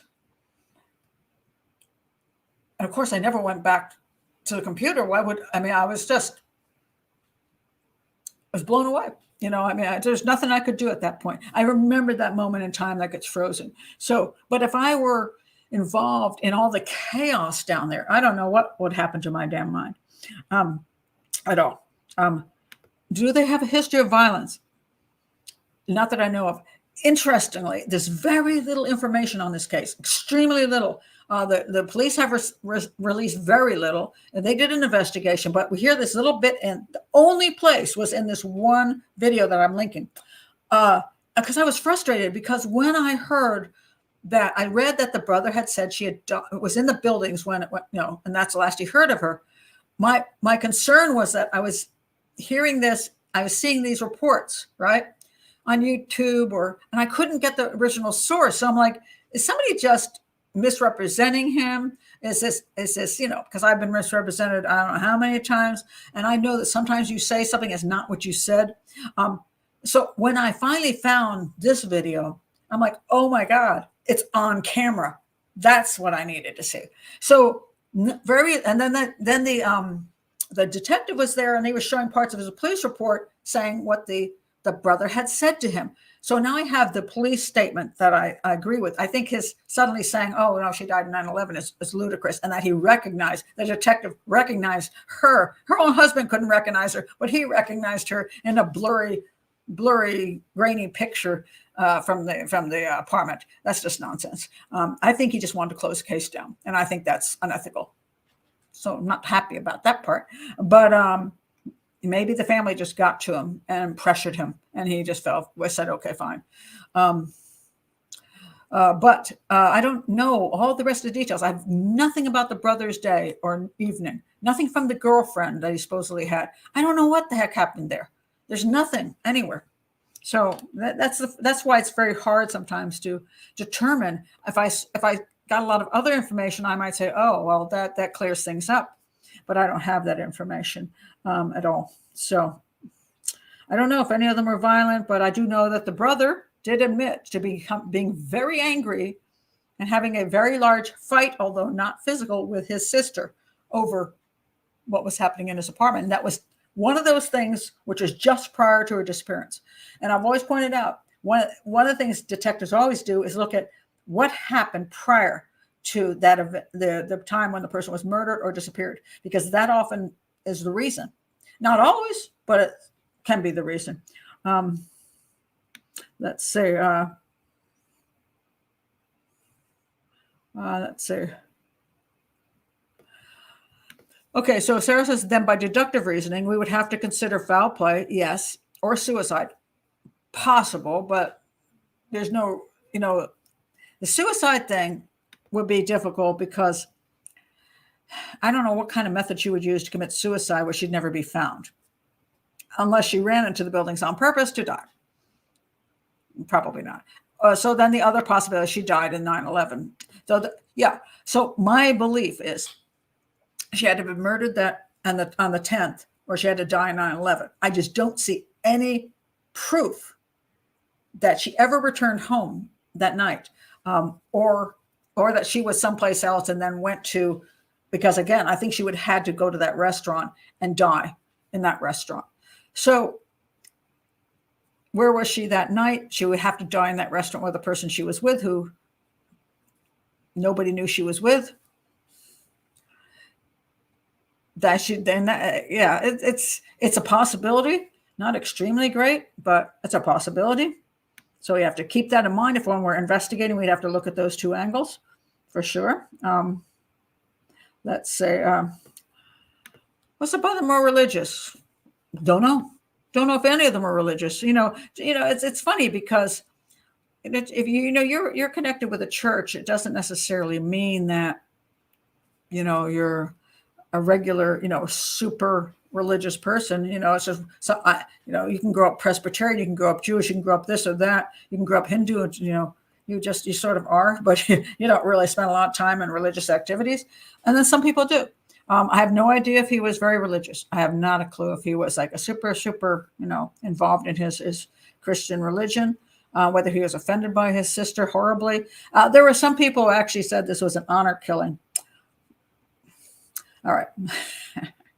Let me straighten people out on that. Okay, honor killings. Obviously, the number one honor killings that people usually refer to is in the Muslim world, where in certain areas of the world, it's more cultural than anything else. Not necessarily, it's not Islamic. It's more cultural.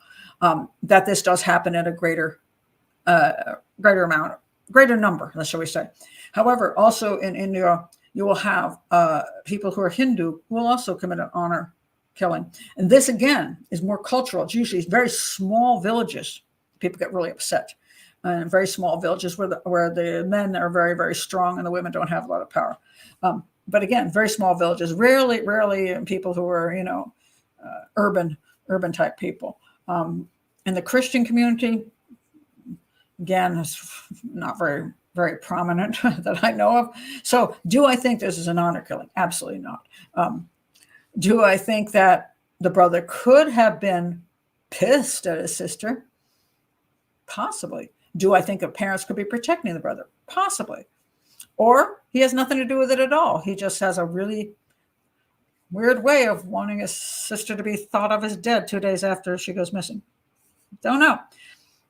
And that's where, when you do an investigation, you got to be really careful because sometimes people can make themselves look like suspects and they didn't do it.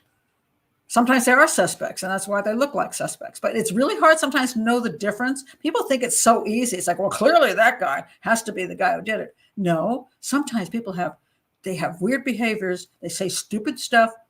They got other issues, and they're actually not the ones who committed the crime. So you have to be careful of that. That's why I don't say this person did it, like on the internet. Oh, I know that guy did it. No, all I can say is if I were investigating the crime, I have problems with the brother's statement. The fact that she has spent time at his house, that there was a recent event at his house where he was upset with, that she could have gone to his house because it was raining and she didn't go home, and that he made the statement on about 9/11. There's 4 different reasons I would look at him.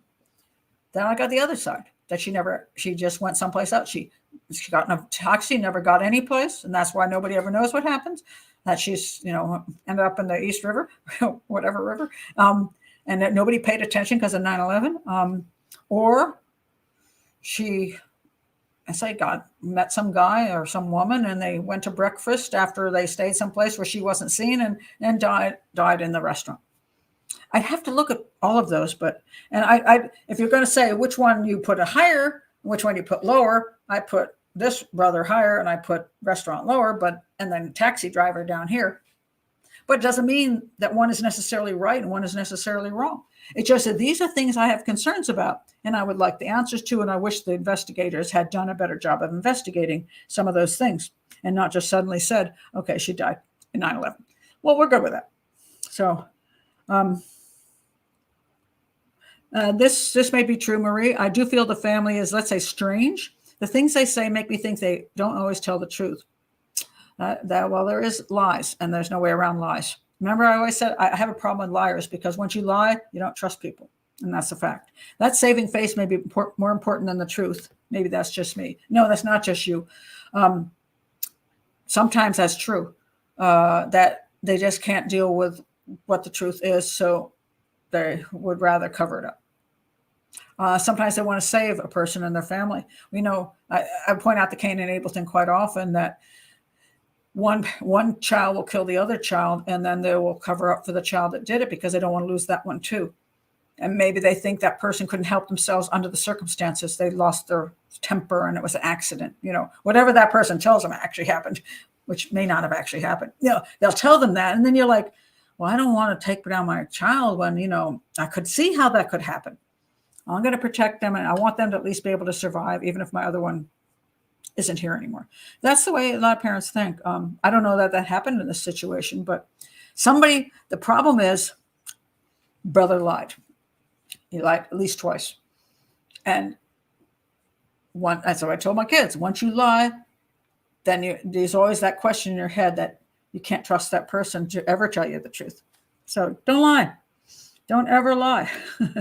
That's my story on that. Don't ever lie. Yes, that does happen. Yeah, and it happened. The honor killings have happened in the United States too. We have a problem with honor killings at a point, but they were not Indian. I don't know Indian culture in that sense. Honor killings can happen in quite a few countries, and quite a few religions. And I say it tends to be very cultural, and also tends to be sometimes it's a personal issue. That daddy has issues. You know what I mean? It happens in quite a number of countries, and not just India. It happens in Pakistan. It happens in some Middle Eastern countries and African countries, and who knows? It can happen in the United States too. So you just have to be realistic about that. It's sad. How much time passed between brother finding his sister with his girlfriend and 9/11? Maybe after 9/11, he told the public a tale to maintain the family honor. That was I can't remember when. Okay, when did I have to look back at when I think it was like a week difference. It was very, very, very short period of time. And that's why it was so interesting. Girl, he argued with his sister because he found her and the sister in the apartment. And when did this happen?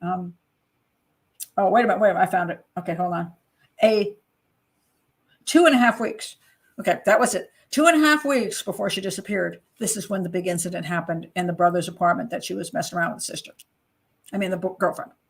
So sister and girlfriend and the brother's apartment 2.5 weeks before her disappearance. And then 2 days after her disappearance, he said she died in 9/11. So that's that. Let's see.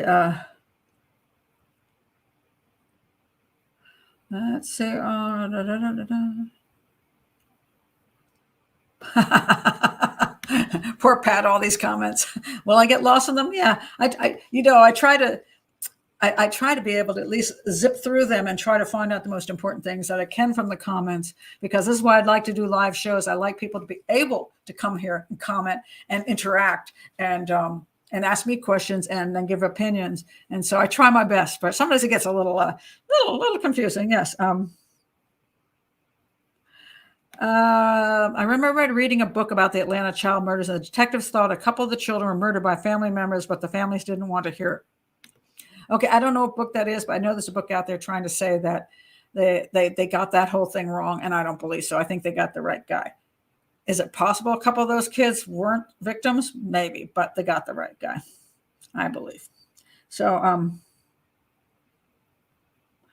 ironically, since 9/11, we have many more cameras. If she survived a while, we most likely would know. She's never been seen anyplace else. I just don't believe she's anyplace else. So she's dead. I just don't know exactly when she got dead. It's horrible. Just to point out how bad this was. Yeah, nearly 4,000 people died. It's even hard to fathom. Really hard to fathom. We weren't at war. This is not like Japan and World War II. We weren't at war. This just came out of nowhere. Okay, wait a minute. Let's see what Marie says. I do think she could be a missing candidate. I agree with the reasoning. Maybe it's just my sus feeling of her family. Like the mother. Oh, the mother saying she was so happy and wanted children.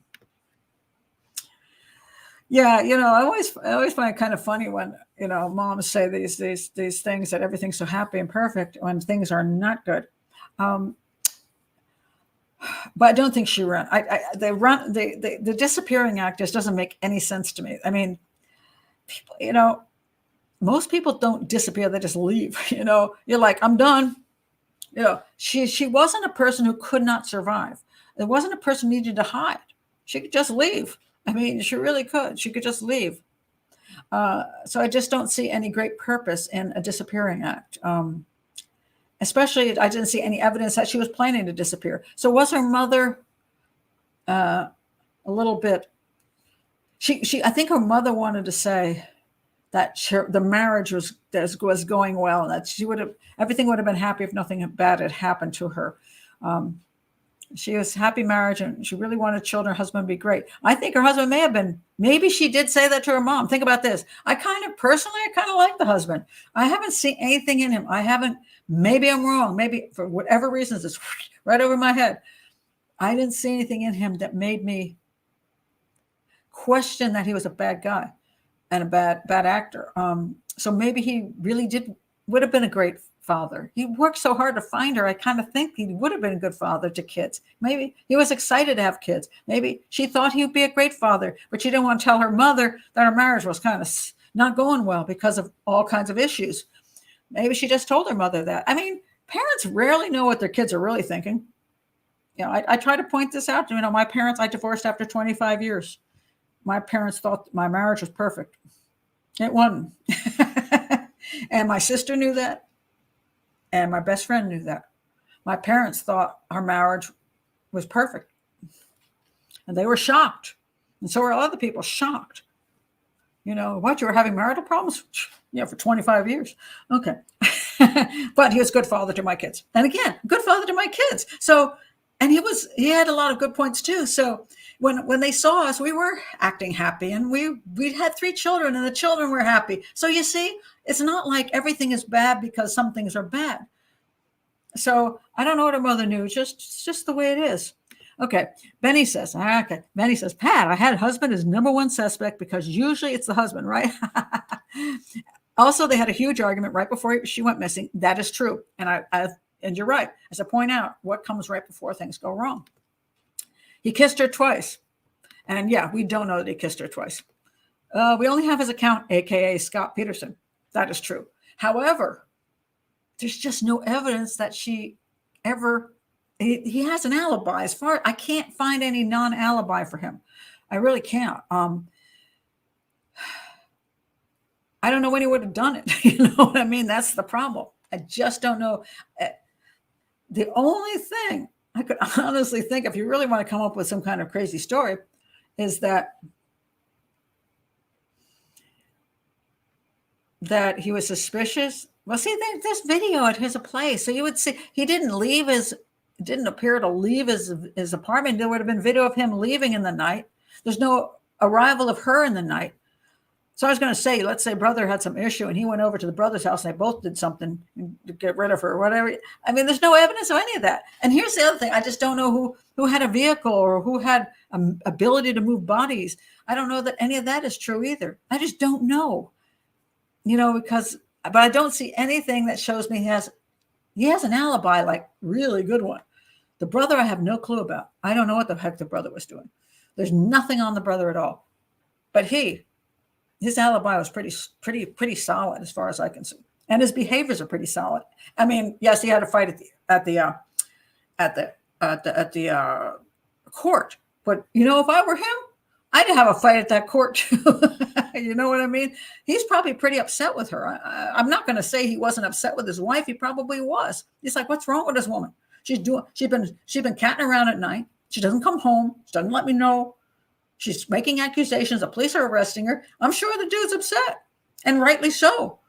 What the question was he so upset that he wanted to kill her, or was he just upset so he's trying to fix the situation and hoping for the best? I find him more to be naive than I find him like a hopeful guy that thinks something's just wrong with her brain. She'll come around. That's the way I feel, because I don't see anything in him, and I don't see any problem with his alibi.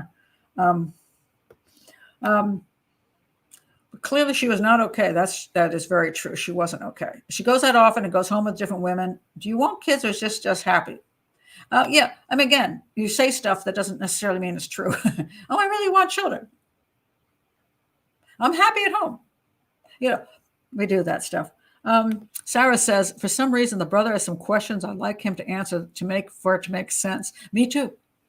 I just don't get some of the stuff that he's saying, and I don't understand why he would lie and make up that incredible story. I say this, and if I were a detective, that's the thing I would be going after, because I'm like, you better come up with good reasoning for this, because this is bugging me, and I need to know them more about your behaviors that day. I need to know how often she stayed over at your house. I need to know why she stayed at your place. I need to know what's going on with you and your girlfriend and her. I want to know all these things. Now, maybe the detective did all these things, but we don't have his records, which is why when we're outside the investigation, we can't make these complete determinations. Again, this is an educational channel to discuss how we think in profiling, how we do crime scene analysis. But it isn't a place where we can say this person did it. Oh, I know this guy did it, and my determination is he done did it. No, I can't go there because I don't know. I don't have enough information to make a final conclusion. If I were working at the police department and had inside information, all this information, still I would say, let's say I looked at everything and said, holy God Almighty, I'm going to go 95 on the brother. Let's say I decided that. I would tell the department, there's 20 reasons here why I would be looking at this guy. And only 5 reasons I would be looking at her action. I can't find any reason. I can't find any proof she was here at all. So I'm going to say, okay, check the hotels, check any of her friends if she was having an affair, check all these things, because we have to know what that brother, we have 20 things we got to check on him. Now, if I got inside the investigation, only came up with 1 or 2, and then those were explained away, I go, well, that's that. But I'm not on the inside of the investigation. So there you go. I think you presented a stronger case for the brother to be the main person of interest. Thanks. Well, thank you, Benny. The possibility of her going to his house, his apartment, is a lot stronger than she ever went home, because there's zero proof she ever went home. But there has been proof she would go to her brother's house, and her husband even said that. So we have to eliminate that she ever went there. I don't know whether there was just no way for them to check at that point that she was, I don't know what those days what the camera issues were, and especially with 9/11, that they had her in the store. But what about his apartment? Did they have any kind of video at his place? Did they have any video on the streets? What was there no way to prove that she went from his to the place to his place? What about his apartment? Is there no video there? I don't know. I don't know where the video there is. And then there's restaurants she could have been in that people say, oh, she could have gone to some bar or something, but nobody claims they saw her. It's fascinating stuff.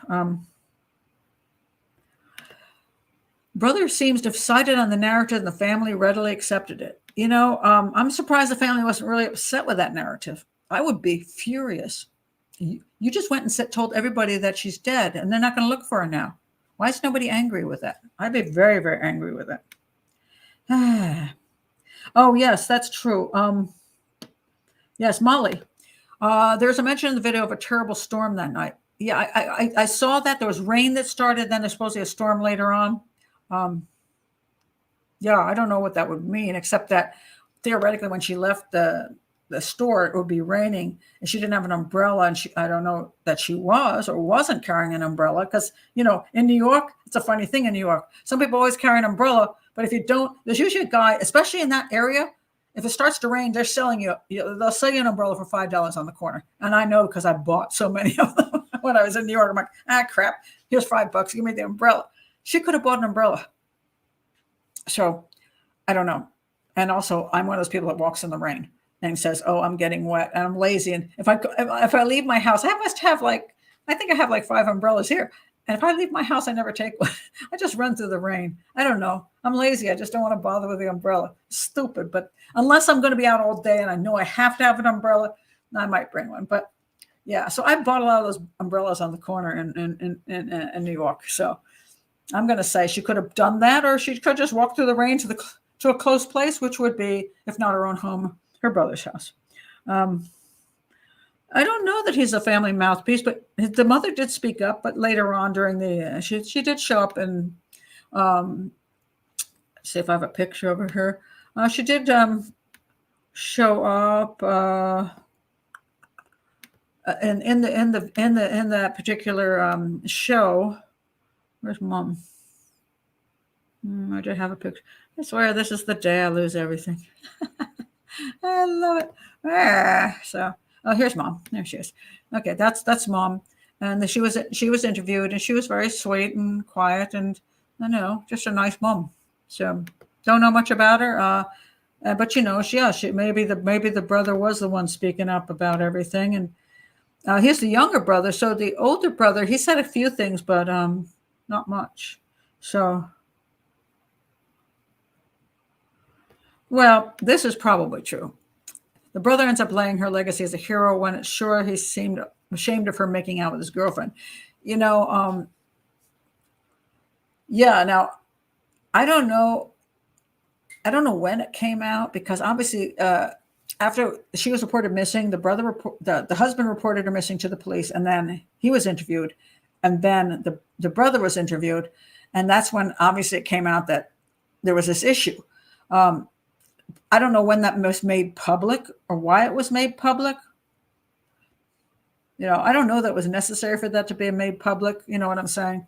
Except that this is the world we live in now. So obviously it became public somewhere along the way pretty early by probably the media. So, because they do, that's what they do. And if I were the brother, I'd be embarrassed too. And maybe I was pissed off I even said that. And now they're telling everybody that's what happened. And now I'm totally embarrassed. And so now I'm going to deny that it's true.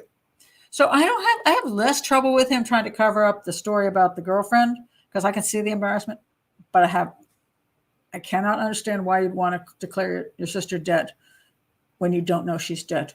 When you have a chance of finding her, maybe she's hurt someplace. Maybe she was kidnapped. She's been kept in somebody's freaking basement. You know what I mean? And you just said she's dead, so nobody will ever come for her. Can you imagine? Let's say she was actually kidnapped and she's sitting somewhere tied up, and there's a TV going, and your brother's on there going, "Oh, she's dead. She was in the building." I'm like, why would you say that? I'm here in a basement. I'd be so pissed at my brother. Can't even imagine how angry I would be. I'm pretty sure there's video out there taken by people at Windows to the World, but they're all dead. So I'm not sure. I don't know. Some people did have cell phones. So did they were they able to get those cell phone images out to somebody? Were they able to make phone calls? I don't know much about that whole incident, but they're all dead. So I don't know there's much left to find anymore. You know what I mean? Because everything would be screwed. So I don't know, but obviously they never found her. And any videos, photos, anything, no one's ever found her any place. So I don't know anything about the life insurance and financial problems. I don't know. That was never brought up anyplace. I mean, he's a doctor. Of course, he's got medical school payments. She was a doctor, but having issues. She had medical school payments, I'm sure. So it could well be that there was problems, but nothing was ever made of any insurance issues. So I don't know. It would be a good motive, but again, I don't see the husband having anything but a solid alibi. So I can't get him there. I mean, I tried for you, Benny. I tried to see if I could find a way he could have done it, and I can't find one. And I don't see anything in his behavior after his behavior when he was going around just trying so hard to find his wife in every way he could. I just didn't see it. Didn't even, sometimes people, I wish I mentioned this earlier in the video before everybody went home, but this is also important.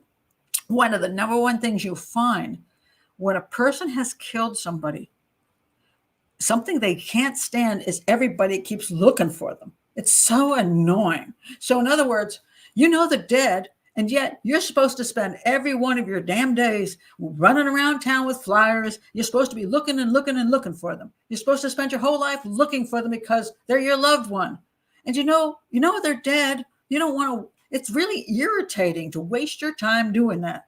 So irritating. So what you want to do is have people think they're dead so you don't have to bother with the search anymore. So again, is that what the brother's doing? He wants it to be over because he doesn't want to search for his sister because he knows what happened to her. And he's really tired of the whole dang thing already. That is actually a very common occurrence. Again, can't say that this guy's guilty of anything. That's why he said these things. But that is a common occurrence, that a person who has killed somebody gets really annoyed that the search is continuing. And, it's just very tiresome, so that's something oh, there's Allison. Allison, you showed up. I'm late, excessively late to the game. Yes, you are. I can't believe you pulled this together so fast. Well, almost didn't. I mean, because I looked at it, I'm like, and then, it's one of these things where I was still trying to decide yet last night, because I sent out the message to everybody. I'm like, I actually don't know what I'm doing tomorrow. So just hang in there. I'll get you a link when I decide. And I was working on something else, and then this kept bugging me, and I thought, I kept looking at different things and going back to my original thought on my other case I was going to do. And then I came back to this. And so I just started going, seesawing. And then all of a sudden I'm like, what? There's some things that bother me. And then I started doing extra research. So thank you for making me stay awake half the night. But yes, then I finally found the video the show that had the information I wanted in it. And I was lucky because I thought there wasn't any. And I don't know that I would have done the show if I hadn't found the one that's linked below, because finally I got, had some answers to the questions I was asking that were bugging me. So yeah, yes, did get it together eventually here. I'm glad you suggested it. I never heard of the case. So there you go. So you won the case lottery, where people put all the suggestions in, and they're like, pick mine. Let's see. Let's see here. One more thing. Oh, you're talking about different states you can disappear. Yeah, New York, it's a little more difficult, but an awful lot of the people end up in the river. But it's if you can get yourself out of New York, then you have more options. You'll see that sometimes when people murder someone in New York, they stick them in a suitcase and they try to haul them down the sidewalk because they're in apartments and they can't get the bodies out. They do a lot of chopping and that kind of thing. So some of it depends on what abilities you have to remove a body from a place like that is an apartment. If you have any kind of vehicle to use, if you rented a vehicle to use, you can do that too. If you have a friend, the question is, how do you do it? How do you remove the body? And so this, for the brother and the husband, even both of them are in apartments, so it makes it a little bit more difficult than if you've hurt somebody in the apartment to do something to them, unless you have a car in the garage. She was a small person, easy to probably carry, and so she could be removed down an elevator to a garage, to a car. I just don't know if he had one, because most people in New York, a lot of people in New York, not most people, a lot of people in New York don't have one, because where are you going to park? So there's no garage. So you just take, you do taxis, you do the subway, and nowadays you do Uber, and you walk a lot. New Yorkers are walkers. So, but that's why the suitcase thing comes in, because people will be put in the suitcases and they'll go down the elevator and then haul them out and then try to drop the suitcase in a park or, wherever they can drop the suitcase into the river if they're near a river. So, but that's what you have to investigate. I just don't know how well certain people were investigated. So, yeah, I saw that one, and I wasn't overly fond with that one. That's why I'm not recommending it. Yeah, it was okay. I just wasn't thrilled about it. So I won't link that one, but people can always put it in their search engine. I'm only going to link the one that I think is really had information that was useful. Let's see.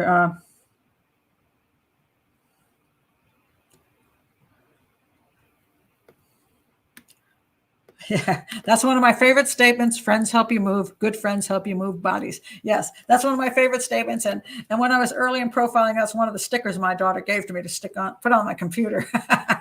And it's true. The funny thing is, it's actually true, because there's an awful lot of people who will get friend to help them move a body. And you always wonder, seriously, I don't have a friend I like that much. I'm pretty much going, yeah, I'm calling 911. Yeah, I don't have any friends that I like that much. That's what my friend told me. Watch out for you, Sarah. I will watch out for you. Joe says it's a weird one. It's one of those cases where guesswork seems somewhat unavoidable. Yeah, and because there, and when I say guesswork, when you say guesswork, I'm a little against guesswork. I think you look at the evidence, you say, here are the possibilities. Possibilities are different than guesswork, because I see this. I think this is confused. Because I've seen this like in the Idaho case. Pam said, well, I think the guy's this and this and that. I'm like, you have no clue. Where did you get that? That's guesswork. Now, if you look at the evidence and then say the possibilities based on the evidence are A, B, and C, or A, B, or C, that's different than saying, I think this. And you're just guessing it. And you go, well, where did that come from? Where'd you get it from? Okay. I don't know where you got it from. But if you actually look at possibilities, they say, okay, you have to look at the evidence. Somebody came in and killed 4 people in Idaho with a knife. I'm going to say the best possibility right now is that the guy owns a knife. And there is a possibility he got rid of the knife. There's also a possibility that he kept the knife. There's also a possibility he hid the knife. Okay, those are possibilities based on the evidence that he had a knife. Now, this is pretty elementary, obviously, but when you start guessing things where you just have no clue and you just throw it out there, that's different. That's what I call total guesswork. So there's nothing wrong with having possibilities based on evidence. Just don't say that this is what happened. So. And that, oh, by the way, that is the machete thing. It's interesting. You're talking about Idaho. It's a fixed blade knife. I don't know what that actually means. Fixed blade knife. It could be the K-bar military style knife. It could be some other kind of knife. It could be a kitchen knife. That's a big, huge fixed knife. It could be a machete. That's a fixed blade as well, and does nice gashing moves. So. It's fairly unusual that machete is a tool in that region of the country. But,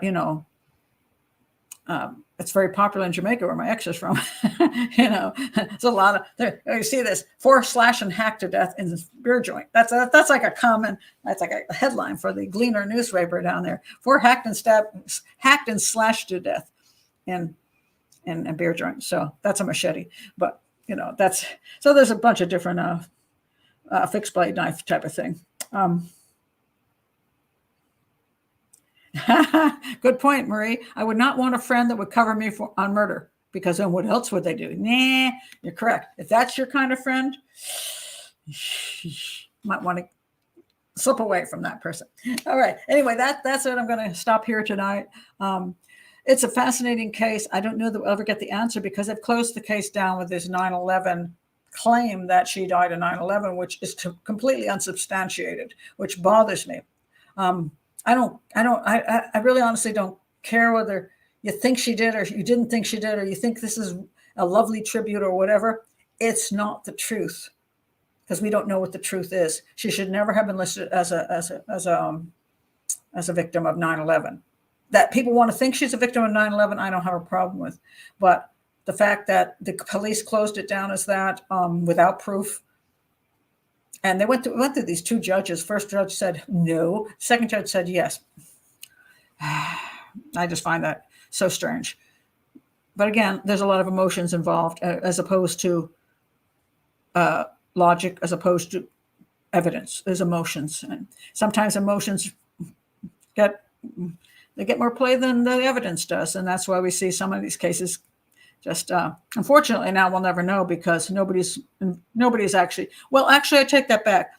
There is still something out here. I don't know if this is out here now or then, but let me put it up here at the end of the show, just because, why not? Maybe we'll get lucky. I don't usually try to solve crimes on the show. It's not what I'm about, and I don't usually say, it's an unsolved crime, you should do this, call in, blah, blah, blah. But I'm going to put it up here. All right, so here we go. If you know anything about the disappearance of Dr. Sneha Anne Philip, call the NYPD Missing Persons Squad at 212-694-7781. All tips can be kept anonymous. All right, so there you have it. If you know something, if you know where she was that night, call the NYPD and let them know where she was that night. Who knows? Maybe there'll be some miraculous piece of information that pops up so many years later. So you never know. So I'm putting it up there just because it's an unsolved case, and maybe it would be nice to, if anybody ever knew anything or would rat somebody out, if somebody knows something, as they say, sometimes it's somebody knows something. Well, somebody besides the killer. Not necessarily. Sometimes only the killer knows something and he's not calling in. And so whenever they say, oh, so somebody knows something, it always kind of bugs me. It's like, if you know something, call. So if you know something, call. So anyway, that's very good. Sarah, thank you, Pat. I feel you're teaching me to think about things from a deductive point of view. Deductive reasoning seems oblique these days. I hope that's what the channel's about. I mean, I'm not solving crimes here. I'm not trying to start a big gossip channel where we can all jump in every day and try to solve the crime. It's just, that's the police job. But if you can learn from this, it can help you in daily life. It can also help you if you're becoming a police officer, a police detective, or a profiler, or you're working in the criminal justice system. Anything you can learn that's logic and deductive reasoning, maybe one day, and I'd be happy about this, somebody solves a case 10 years from now. I'm dead someplace. But, anyway, somebody solves a case. Let me go 30 years. 30 years. And maybe 20. Okay. And they solve a case and they say, what really helped me solve this case was I used to listen to Pat Brown on her YouTube channel, and I learned a lot about deductive reasoning. And because of that, I was able to focus on the evidence and analyze the evidence, and this helped me solve the case. Hey, if that happens, that's the kind of impact I want to have. Not that I'm sitting here solving cases, which so many channels say, oh, we're here to solve a case. And it's just nonsense. But if I can help the future people working on cases to think in a way that's very helpful, I'm happy with that. Because, the quicker we can solve a case in the future, the better the world will be. So I'm good with that. So anyway, most welcome, Molly. And that was, I'm so happy to have done this one because I never heard about it. And you always make sense. Well, not always, Sarah, but thank you. if I do, wait a minute. And you always make it make sense. If I do, I'll kiss your grave. Note that you're not leaving Earth sooner either. Well, if you're working in the field and I can help in any way, that's fantastic. And yeah, I'm trying to hang around, I'm trying. My mother lived till 93, so I'm going with trying to hang in there to that date. So I'll give me, how many more years does it get? 60, 77, 87. I get 26 more years. All right, I'm good.